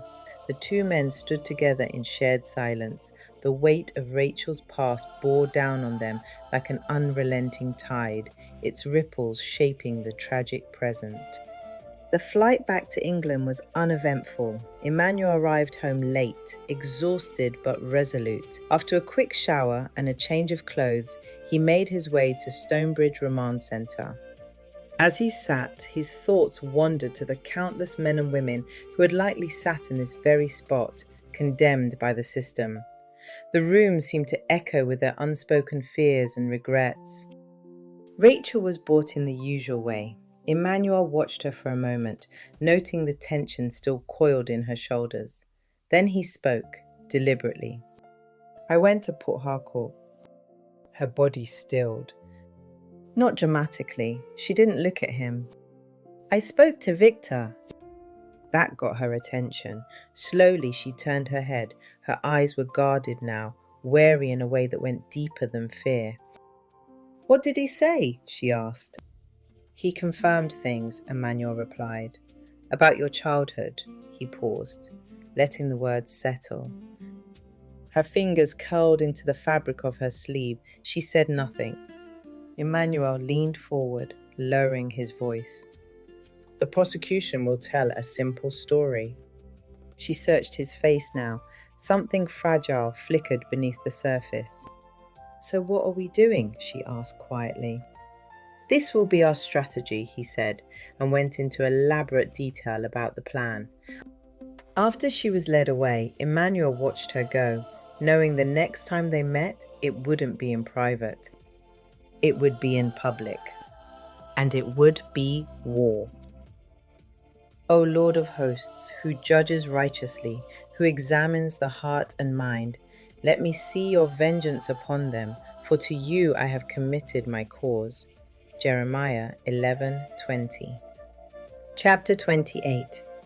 Days later, Jonathan Blakewell was led into the drawing room by Mr. Pembroke, Catherine's butler. Pembroke moved with quiet efficiency, his presence unobtrusive and his expression carefully neutral. But trained eyes, like 007, would instinctively know the butler saw everything, heard everything, and knew everything. He had been in the background for so long that people forgot he was there, and when people forgot you were there, they tended to say more than they should. Jonathan took a seat, his gaze shifting between Catherine and his wife Charlotte. They had met online about 10 years earlier, after he had studied the Hales and the McLarens, as both millionaires had vulnerable daughters. He went with the Hales. All he wanted was a slice of the pie, and if he could get himself to the table in the name of a love that didn't exist, then he had no qualms. It's a good thing that bail was denied, he said, starting the conversation. Yes, it was, Catherine replied, dabbing delicately at her eyes with a lace handkerchief. Any judge granting bail in this climate would raise eyebrows. She gave a small, knowing smile. And Judge Olam is fair and just. Charlotte stared absently at the floor and agreed with her mum. Yes, he's fair and is a trusted judge. Jonathan nodded, though a small frown tugged at the corner of his lips. Is Gerald convinced we have an airtight case? Catherine's tears vanished as quickly as they had come, her focus shifting to more practical matters. Pembroke reappeared briefly and offered drinks. Jonathan asked for water. The elderly man left quietly, though his eyes lingered for a fraction longer than necessary, as he reminded himself that he had other ears, tiny, undetectable, the size of an insect. Those devices explained multiple payments into his pension fund. Jonathan repeated the question when he believed Mr. Pembroke was out of earshot. Do we have an airtight case? Catherine met his gaze. Yes, there are witnesses to the crime, including Charlotte. She gave her daughter a pointed look. There's physical evidence, like the knife, and her police statement. She trailed off. Then she turned to Jonathan, her voice dropping to a conspiratorial whisper. And the bill? Jonathan tapped his fingers against the mahogany armrest. The bill is doing its rounds in Parliament, he said. Given the public's fury over the incident, we can expect overwhelming support and pressure. Once it receives royal assent, we are home and dry. And Jack Smith? Catherine pressed. Jonathan nodded. He won't be a problem as long as he thinks he'll become the next Prime Minister. The women understood Blakewell and understood Jack Smith was a means to an end. Catherine's lips curled into a satisfied smile. And social media, Charlotte? Charlotte seemed unsure about their approach, but gave an answer that would satisfy her mother, who was out for revenge for the death of her only son. She is trending on all platforms with the hashtags Bring Back the Noose and Justice for Edward. She's already guilty in the eyes of the public. The bloggers, the commentators, the influencers have all fallen in line. Catherine nodded approvingly. Good, the court of public opinion should remain on our side. The pieces were falling into place. Catherine exhaled and leaned back slightly. She's done, she said convincingly. Jonathan, however, ran a hand over his jaw, the furrow in his brow deepening. We're in a good place. Catherine's voice turned icy. A good place? Her eyes locked onto his, steel against steel. A good place would not secure the future and inheritance of the Daily Morning Standard. A good place would not ensure that the one person involved in my son's murder must never lay a finger on this company. We need the jury, MPs, and public opinion on our side. I want more than just a guilty sentence. That woman took my son, Catherine lectured. Jonathan held her gaze unflinching. Do you understand where I am coming from? Catherine asked, not waiting for an answer. She must not have a penny of this family's inheritance. It is ours, all of it. Charlotte considered mentioning Rachel's pregnancy. The words pressed at the back of her throat, but she swallowed them down. This wasn't the moment. It would only fracture what little balance remained. Jonathan inhaled slowly, then gave a single curt nod. Understood. That was the only way to secure the empire for himself. No murderer should ever have access to it. It should belong to Charlotte and him, as they were married with no prenup. He had no plans to remain in the marriage once the Daily Morning Standard came to them. The room fell into silence once more, each person thinking of their own role in the web that had been spun. It was a carefully orchestrated plan. Then Jonathan spoke again. I need £100,000. Catherine's head snapped up. A sharp intake of breath. Charlotte stiffened. This was the first she had heard of it. Catherine's voice was slow, deliberate. Excuse me? The tables had turned. Catherine knew she was no longer in charge of the conversation. Jonathan was, and he had her full attention. If you want this shut down properly, we need more resources, Jonathan said firmly. It's the only way. Otherwise, Emmanuel will find a loophole. He always does. He's wriggled some of the worst offenders. Catherine sank into her chair. Why he does it is beyond me, she muttered. Jonathan pressed on. We need more investigators and expert witnesses on our side. We need to ensure this trial doesn't slip through our fingers. You don't want Edward's killer walking away, do you? Worse, do you want her inheriting a huge part of your media empire, an empire you slaved for? He put emphasis on your. Charlotte, usually quiet when Jonathan took control of these discussions, finally spoke. That would be a disaster, she whispered. Then she added, What of Edward's baby? It is a Hale, isn't it? She asked the rhetorical question without expecting an answer. A DNA test would prove otherwise, Catherine said, as though her opinion was all that mattered. She thought it was too convenient that Rachel was carrying a possible Hale heir.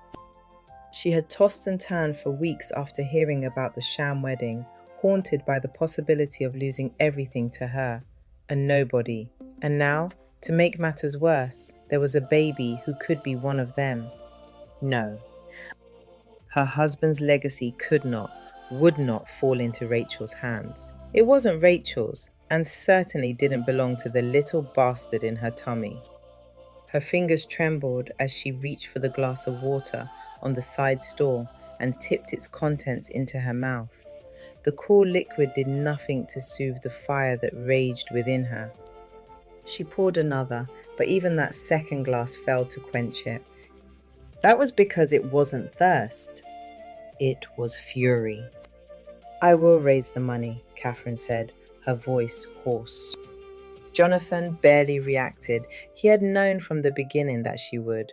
What was £100,000 against a multi-million-pound legacy? Make the transfer by the end of the week, he said, and let's get the bill pushed through. The press will need fresh material. We'll feed them every scrap of information and pay for ads to support our campaign. Then Catherine's voice dropped to a whisper. There is one man, though, who worries me. Jonathan's brow lifted. Her defense lawyer, Emmanuel King. Find a way to frustrate his defense, she ordered. Then, as an afterthought, she added, find his weak spot. Everyone has one. Hand it to Gerald. I know he will exploit it. And what's your weak spot? Jonathan asked. He was appalled that the words had escaped his mouth. He hadn't meant to say it out loud, but was relieved that she didn't mind. Catherine's lips parted, and from them came a single word. A word filled with more venom than any reptile could carry. Rachael. Why do the nations conspire and the peoples plot in vain? Psalms 2, verse 1. Chapter 29. Lance Jersey's fingers trembled slightly as he turned over the envelope in his calloused hands. Jury duty. His stomach lurched. This wasn't something he could afford. Not now. Not with a newborn at home, a business barely staying afloat, and his mother lying in a hospital bed after her cardiac arrest. He stepped inside and tossed the letter onto the dining table, as though ignoring it might make it disappear. He knew it wouldn't, but for now, he let it sit there.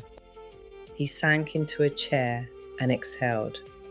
The last few months had been relentless. Their son, Adam, had been born with Down syndrome, and it had initially shaken him to the core. The fear, the uncertainty. But his wife Debbie had never faltered. From the moment she felt him kick, her love never wavered. Termination had not been an option for her, and he was ashamed that he had even considered it. And although Adam was a beautiful gift to the family, their lives had been anything but easy.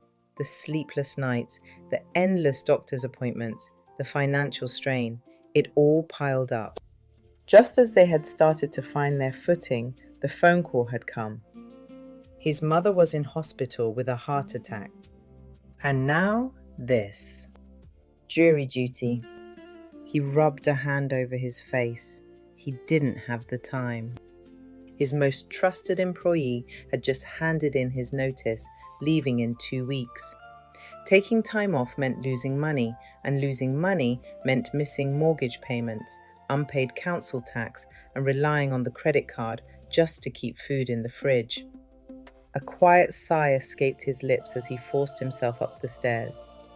The house was still. The only sounds were the faint whir of the fan in their bedroom and the occasional creak of the old wooden floorboards beneath his feet. He passed the photos lining the walls, smiling faces from another time. Sun-kissed holidays, nights out before exhaustion had become their constant companion. Days when life had been simple. That life was in the past. At the top of the stairs, the clock struck 9 p.m. Only then did he realize how exhausted he was. His stomach churned, but the thought of cooking felt like too much effort. There wasn't much in the fridge. Debbie barely had time to breathe, let alone grocery shop. He peeked into Adam's room. The scent of pseudocreme filled the air. Debbie stirred slightly, curled protectively around their son, who cooed softly in his sleep. Lance didn't dare move closer. If Adam woke, there would be no getting him back down. And tonight, he didn't have the energy to stay up. His daughter, thankfully, was already fast asleep. She had always been a good sleeper, a rare mercy. Lance made his way to the kitchen and settled for beans on toast. He ate quickly, and even as he scraped the last bite off his plate, he could still feel the envelope's presence, as though it were watching him. Eventually, he picked it up and ripped it open. Call to jury duty was stamped at the top. Report to Crown Court for jury service or face a fine of up to £1,000. That was the summary of the letter. His eyes skimmed further down. Case: The Crown versus Rachael Brown. He remembered the story and thinking how tragic it was for Edward to lose his life. A few minutes later, he turned on the television and flicked to the news channel. The anchor's voice cut through the silence. The alleged suspect, Nigerian-born Rachael Brown, is set to go on trial for the manslaughter of Edward Hale, who died from an alleged wound inflicted by a 4-inch blade. A woman who snapped, he thought. This should be simple, a quick conviction, get it over with and be back at work. That thought should have settled him, but it didn't. The next day, Lance Jersey kissed his wife softly on the forehead, careful not to wake the baby sleeping in his cot. Their toddler snored gently in the next room. Debbie had pleaded with him that morning. "Are you sure you have to go?" They both knew what his absence would mean. Still, he zipped up his jacket, stepped into the grey morning, and made his way to the Crown Court. An hour later, Lance Jersey stood stiffly at the reception desk, his fists scrunched to his sides. The woman behind the counter didn't bother looking up. Her fingers clacked across the keyboard with the indifference of someone who would rather be lounging in the sun. "Name and surname?" "Lance Jersey." More typing. "You've been summoned for jury selection in the case of the Crown versus Rachael Brown." "Do you have any holidays booked in the next 2 weeks?" she asked. "No," he admitted, though he wished he did. "Do you have any reason why you cannot attend?" He hesitated. Now was his chance. He could argue it. His business, his wife, the newborn, his mum, the fact that missing work could throw their entire financial situation into chaos. "Yes, I run a freelance business. My wife just had a baby. I am the sole breadwinner." The receptionist finally looked up. Her expression was blank, unmoved. Clearly, she'd heard it all before. "You'll receive minimum compensation for the duration of your service," she said flatly, sliding a form across the counter. He looked at the compensation stated on the form and snapped. "It doesn't cover my basic expenses." Her lips pressed into a thin line. "Fill out Form A324, she repeated. "This is a call to serve His Majesty." Lance clenched his jaw. His frustration boiled beneath the surface. "Do you have a hospital referral or a scheduled surgery during this period?" He almost lied. The line behind him shuffled impatiently, as though their turn at the counter would somehow make their obligations vanish. A nod and sigh earned him a pointed glance from the receptionist. "Please make your way to the jury waiting area," she instructed, nodding down the corridor. Lance trudged forward. The jury waiting room was painted in a dull shade of beige. Rows of stiff plastic chairs lined the room, their surfaces scratched and worn. A single vending machine stocked with sugar-spiking snacks hummed in the corner. Its dim light flickered sporadically. The room dripped with boredom and reluctant obligation, mixed with the smell of stale coffee. A middle-aged man sat silently, avoiding eye contact. 5 women chatted as if they had been friends since school. A few others were glued to their phones, completely disengaged. Lance picked a seat by the radiator on the far side of the room. He leaned back, already dreading the hours, no, days he would spend here, listening to the gruesome details of how the accused had allegedly killed her husband. "This is not how I intend to spend my week," he thought ruefully. He sighed and drew a wary glance from a woman seated next to him. Ignoring her, he stared blankly ahead, willing time to pass. An hour later, they were called into the courtroom. Lance inhaled deeply and forced himself to push aside his personal frustrations. It would be quick, in and out, a simple case, he tried to console himself. There was also a good chance he would be found unsuitable to sit on the jury. But as he stepped inside and caught his first glimpse of the accused, something inside him shifted. Rachael Brown sat at the defense table, her hands clasped tightly in her lap. She wasn't what he expected. She didn't look cold or calculating. She didn't look the monster the press had painted her to be. She looked terrified. And suddenly, for the first time since he had read the letter summoning him for jury service, Lance wasn't so sure this was going to be a walk in the park. The Honourable Judge Olam sat high above the courtroom, his expression impassive, his presence a looming force over the proceedings. The prosecution and defense lawyers were poised to accept or challenge potential jurors. They scrutinized each candidate with silent deliberation. Every decision, every acceptance or objection carried the weight of the case's outcome. The process began. A middle-aged man was called first. Mr. Sheldon is a lawyer, 43 years old, and a divorced father of 2, the clerk read out. Before she could finish, the defense lawyer Emmanuel raised his hand. Objection, my lord. He is divorced, potentially harboring resentment towards his ex-wife. This could prejudice his view of the accused. The judge glanced at the sheet in front of him, then looked at the prosecutor. Much to everyone's surprise, the prosecutor simply said, "No objection." Lance shifted uncomfortably in his seat. His turn was coming, and all he could do was hope that he too would be found unsuitable. The judge peered over his glasses. His deep, grave voice reverberated through the courtroom as he addressed the gentleman before him. "You are excused, Mr. Sheldon." Slightly irritated at being dismissed, John Sheldon pursed his lips, gathered the papers in front of him, and left with deliberate steps. The secretary, with 12 years of experience in jury selection, called out the next name. She had once prided herself on guessing who would make the jury, but had long since given up trying to predict the decisions. Miss Karen Tenner is a reception teacher, 25 years old, living in Chelsea. "Any objections?" the judge asked, his commanding voice filling the room. "No, Your Honour," said Emmanuel. Gerald Thornton studied Karen. He was confident she would make an excellent juror. There was a chance she would align with Charlotte Hale and feel compelled to punish Rachael for what she had done to Edward. Karen Tenner, however, had a past rooted in the scars of domestic abuse. That detail was ignored.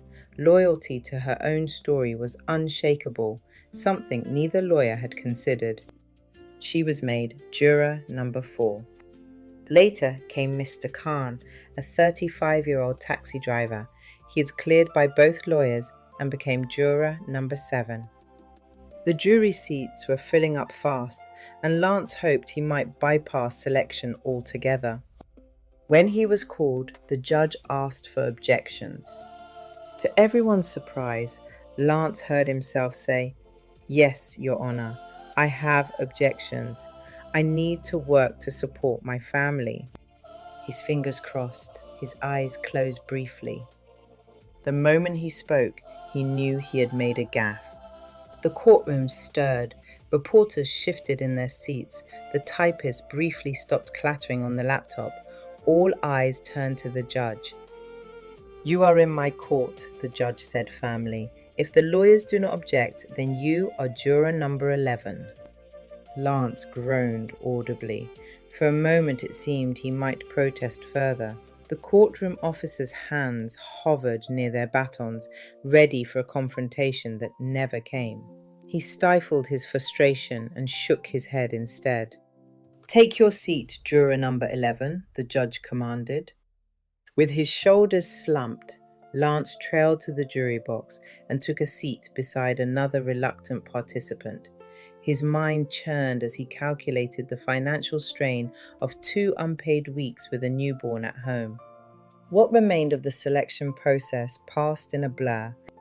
By the end of the session, the jury was assembled, a patchwork of life experiences, black, white, and Asian, a homemaker, a female executive, a businessman, and a twice-married corporate professional whose presence visibly bristled the female jurors. They were united by the grim task ahead, deciding Rachael Brown's fate. By 4 o'clock, those dismissed breathed sighs of relief, escaping the burden of a 2-week confinement. The lucky 12 were not dismissed. Instead, they were led on a solemn tour of the courthouse, the weight of the roll pressing into them with every echoing step along the stone corridors. Each one knew, though none would admit it aloud, that their verdict could decide Rachel's fate. Who said juries were not biased? And Lance Jersey, for all his sense of duty, was still only a man. That evening, over dinner, the purpose of his selection lingered at the back of his mind. The clinking of cutlery, the soft chatter of his wife, the baby's occasional cry from the cot in the corner, all should have anchored him in the rhythms of family life. Yet his thoughts remained tethered to the courthouse, to the jury room, to Rachael Brown. "What do you think will happen?" his wife asked finally. He glanced up, startled. For a moment, he considered saying nothing. The rules were clear. Jurors were not to discuss the case outside the jury room.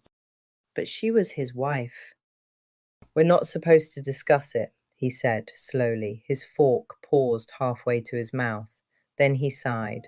"But if what I hear in the press is true, I'd have no qualms casting my vote even before it starts. Guilt is guilt." The words surprised even him.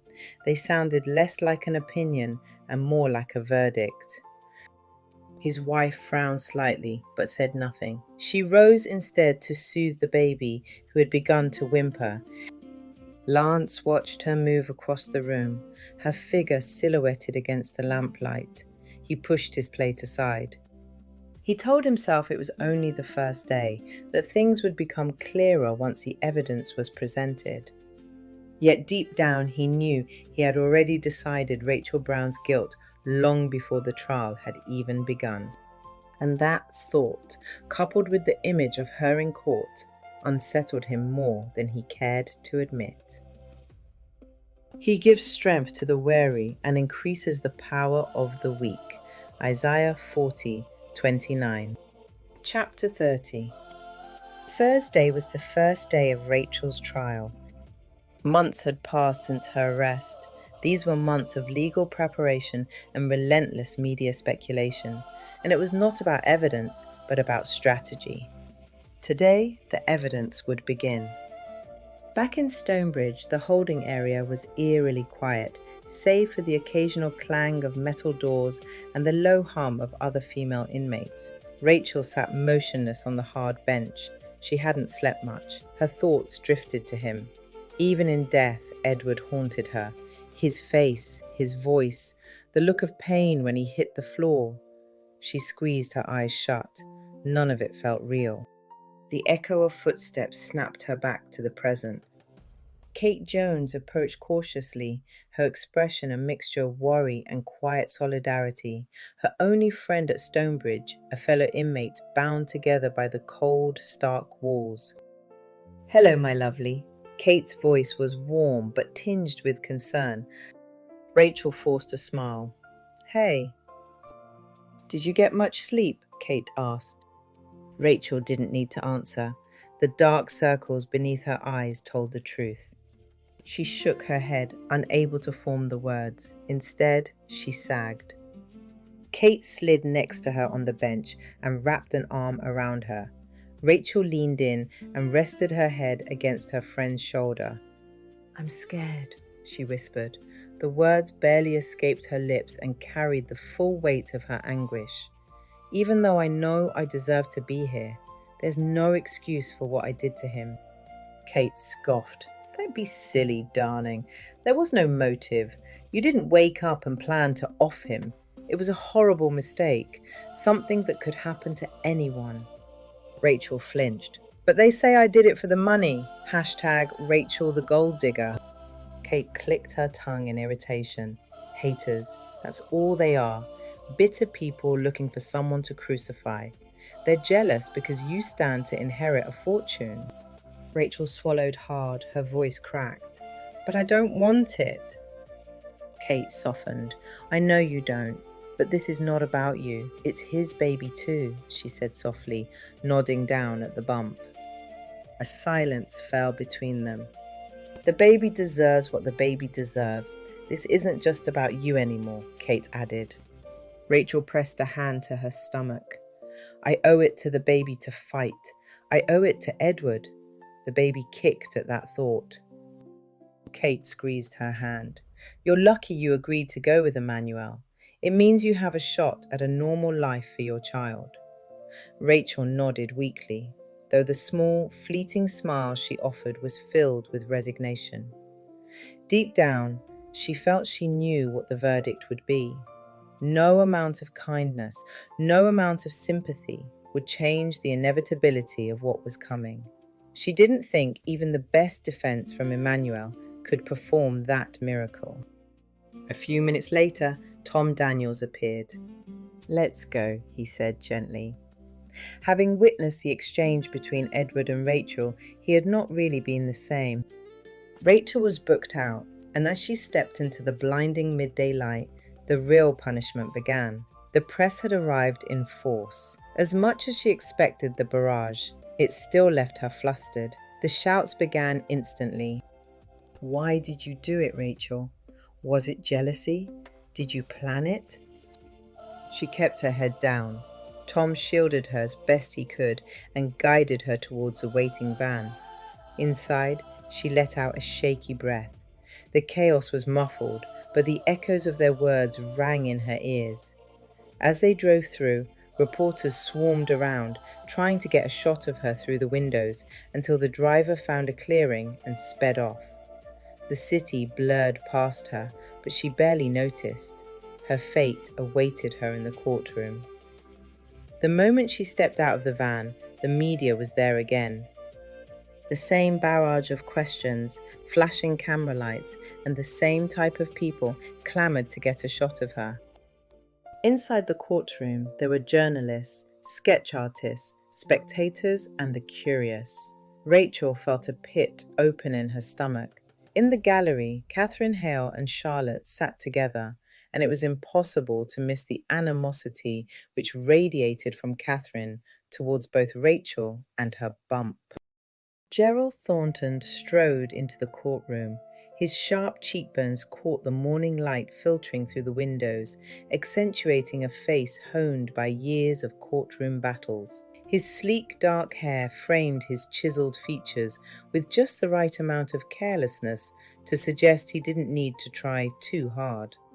His striking green eyes scanned the room and missed nothing. He wore a tailored navy suit that molded effortlessly to his lean frame. Tucked under one arm was a thick case file, while the other hand clutched a leather-bound notebook, its edges worn from constant use. When he reached the bench, he didn't sit right away. He paused, shoulders squared, his pen tapping thoughtfully against the pad, as if already mapping out the dismantling of the defense. Thornton wasn't just a prosecutor, he was a tactician. He understood the nuances of the courthouse and used them to his advantage. And today, Rachael Brown was his opponent. The courtroom buzzed with tension, a suffocating mix of anticipation and barely concealed judgment. Then the court superintendent's voice rang out. "All rise for the Honorable Judge Olam." The room rose collectively. Judge Olam entered. He took his seat and adjusted his robes. "The court is now in session," his voice echoed across the chamber. "Bring the jury in," he ordered the court attendant, gesturing for them to enter. The jury, now dubbed the Edwardian 12 by the press, shuffled into the jury box. The looks on their faces ranged from detached disinterest to quiet fascination. Some crossed their legs, some looked as though they had been forced into civic duty. Others were eager to absorb every detail. Rachel couldn't help but let her gaze drift over them. Some black, some white, some Asian, with different demographics in terms of age and status. Her heart skipped a beat. Would they see her at all? Her stomach lurched as she fought to maintain her balance. Her thoughts were abruptly interrupted by the booming voice of Judge Olam. Members of the jury, the prosecution bears the burden of proving the guilt of the defendant beyond a reasonable doubt. If there is any reasonable doubt, you must find her not guilty. He continued, in the case of The Crown versus Rachael Brown. Judge Olam's gaze flicked towards Gerald. Is the Crown prosecution ready? Gerald Thornton stood and buttoned his navy suit in one smooth motion. Yes, Your Honor. The judge turned to the defense. Is the defense ready? Emmanuel rose, composed. Yes, Your Honor. Then let us proceed. Let the Crown give its opening statement, he said, gesturing to Gerald. Gerald Thornton rose with deliberate calm and delivered an opening, walking the jury carefully through the final hours leading up to the incident. A possible argument overheard, a kitchen knife retrieved, a single decisive act that could not be undone. This, he argued, was not panic. It was not confusion. It was domestic violence. He reminded the jury that Edward Hale had been unarmed, that the wound was delivered with force, aimed perilously close to the heart, that after the blade struck, it was Edward, not Rachael, who collapsed, bleeding, fighting to breathe. The Crown will show, Thornton said evenly, that this was not an accident, nor a moment of dissociation, but a conscious choice, a domestic act of violence carried out by someone who lost control. By the time he sat down, the narrative was clear. This was a woman who crossed the line and could not step back from it. Emmanuel countered, depicting Rachael as a woman drowning in tragedy, caught in circumstances far beyond her control. The first witness was called. Dr. Kendall, a forensic scientist well known in the legal world for giving expert advice on the science behind DNA, stepped into the witness box, adjusted his tie, and was sworn in. Dr. Kendall, please introduce yourself to the court, Gerald prompted. I am a forensic scientist with a doctorate in forensic science and have spent the last 20 years in this field.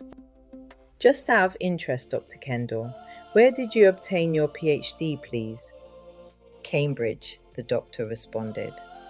Now I am impressed. What an achievement, Dr. Kendall, Gerald enthused. Thank you, Dr. Kendall replied, simply with humility. And how many cases have you worked on throughout your career? 382. And in these cases, what is your role? My role is to analyze the evidence and report only what the crime scene reveals.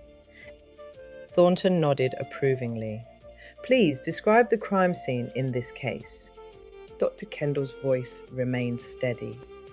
The scene was a busy kitchen. A significant pool of blood was found at the center of the room. No visible signs of struggle were apparent, but there were indications of attempted resuscitation. A 4-inch blade used in the attack was found at the scene. Emmanuel immediately rose. Objection, Your Honor. Speculation.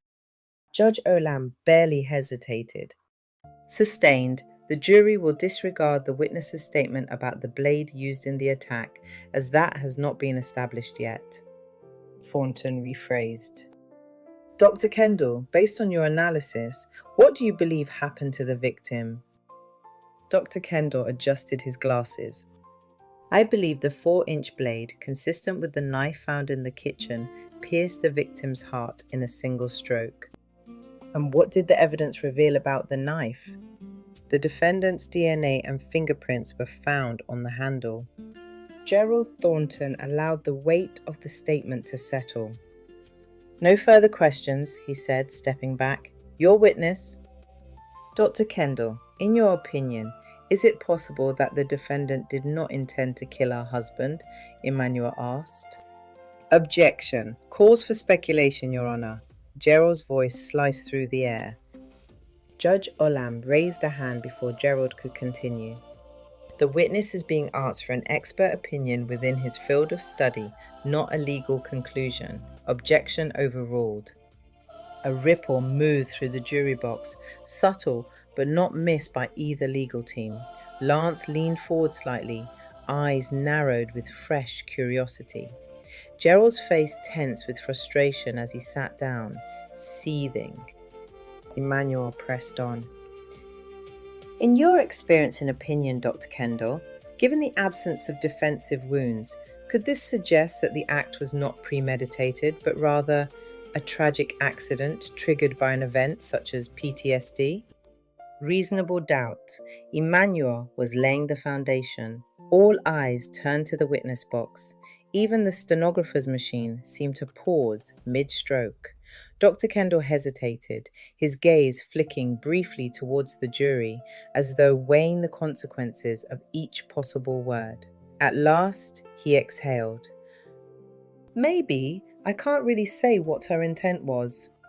The response was soft, uncertain, and sent a ripple of murmurs through the public gallery. Gerald's jaw tightened, a muscle twitched with barely restrained irritation. The faintest flicker of triumph crossed Emmanuel's features before he masked it beneath his usual calm. With nothing further to add, Dr. Kendall stepped down and returned to his seat as the judge announced a brief recess. Rachael did not move. She remained perfectly still, hands folded in her lap, eyes unfocused, staring into an empty point somewhere far beyond the courtroom's wooden panels.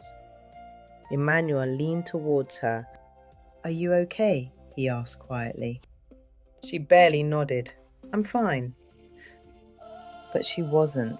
The weight pressing on her chest was suffocating, a grief so dense she could feel it in her bones.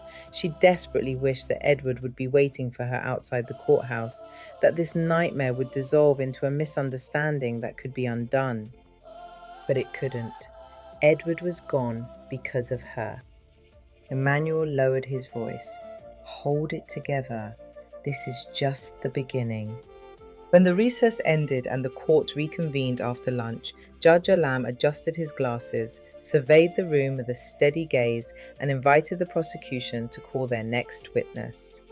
Gerald Thornton stood, his lips curled into a small, triumphant smile. He turned towards the entrance of the courtroom, and then he called a name that turned Rachel's blood to ice. Karen Smith. Dressed to impress in an Armani suit that hugged her figure perfectly. Her 6-inch Prada heels clicked against the polished floor, and her face was immaculately covered with expertly applied makeup. Even if you didn't want to, you couldn't help but notice Karen Smith. The moment her sharp eyes landed on Rachael, the animosity was impossible to hide. The tension between the two women became obvious even to an untrained eye. The clerk swore Karen in. "Please state your name for the record," Gerald began. "Karen Smith." "And what do you do for a living?" Karen lifted her chin. "I'm a full-time housewife." "So you're in the neighborhood most of the time?" "Yes, I take my dogs for walks, go for runs around the estate, and do my shopping, mostly local, except for larger trips." The prosecutor nodded.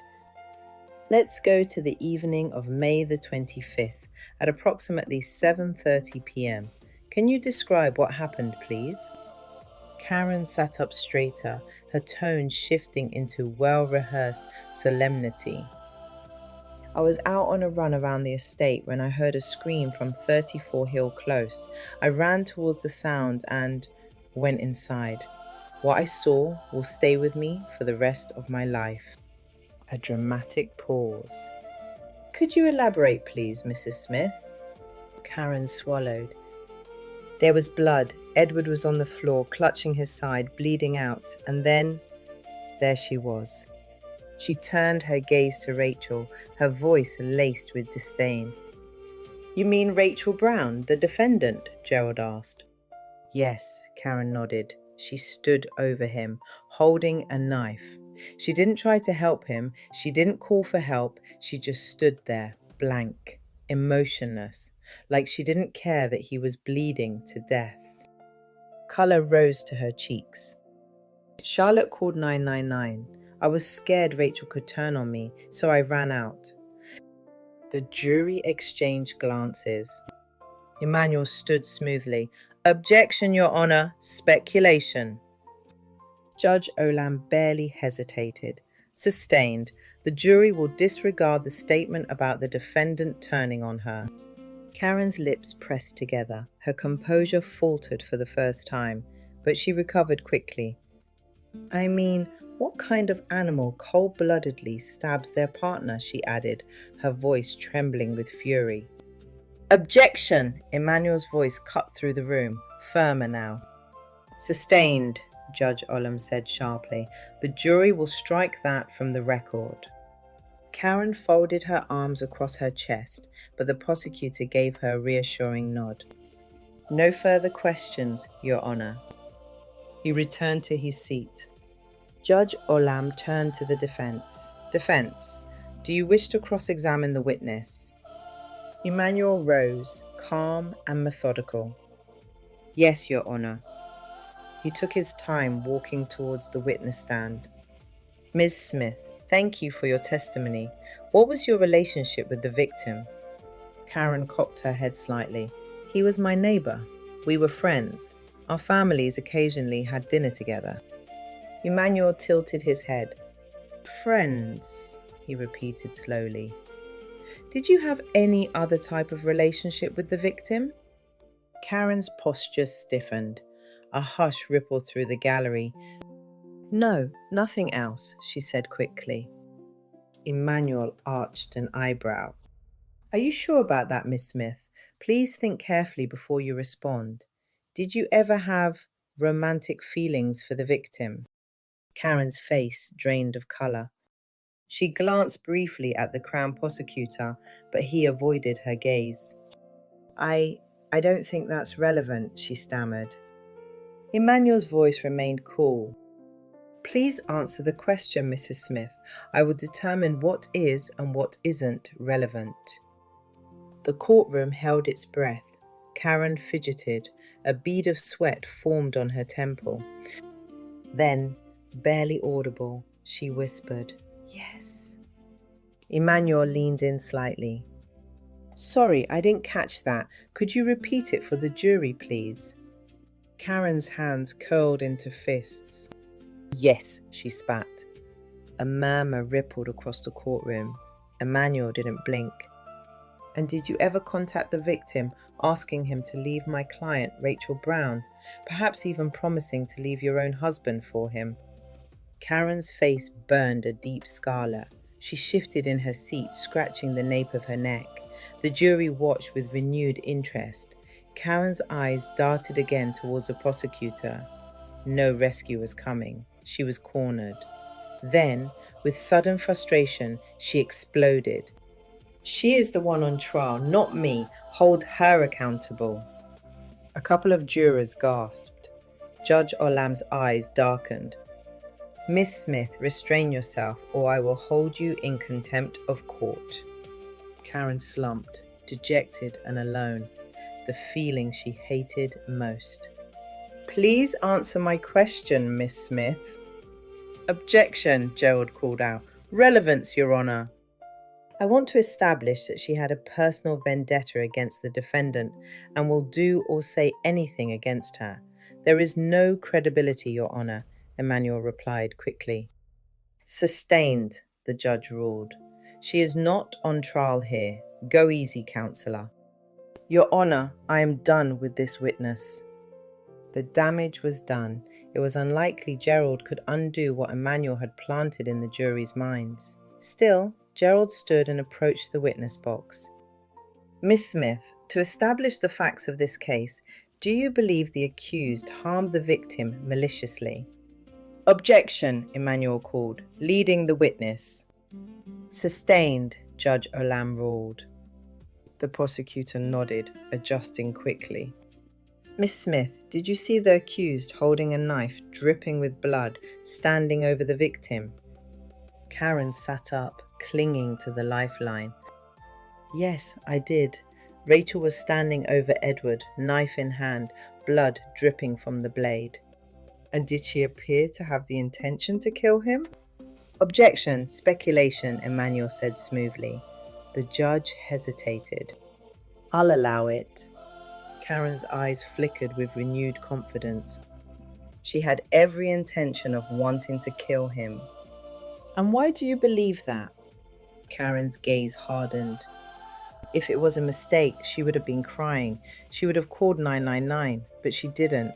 She just stood there, staring at him. No emotion, no remorse. The Crown prosecutor nodded, satisfied. Thank you, Miss Smith. No further questions. Job done. As Karen stepped down, the jury's expressions were mixed. Some nodded subtly at her final statement. Others still looked skeptical. The earlier shock still lingered. Emmanuel remained impassive. Rachel watched Karen leave the stand. Her perfectly composed facade wasn't so perfect anymore. The thief comes only to steal and kill and destroy. I have come that they may have life and have it to the full. John 10:10.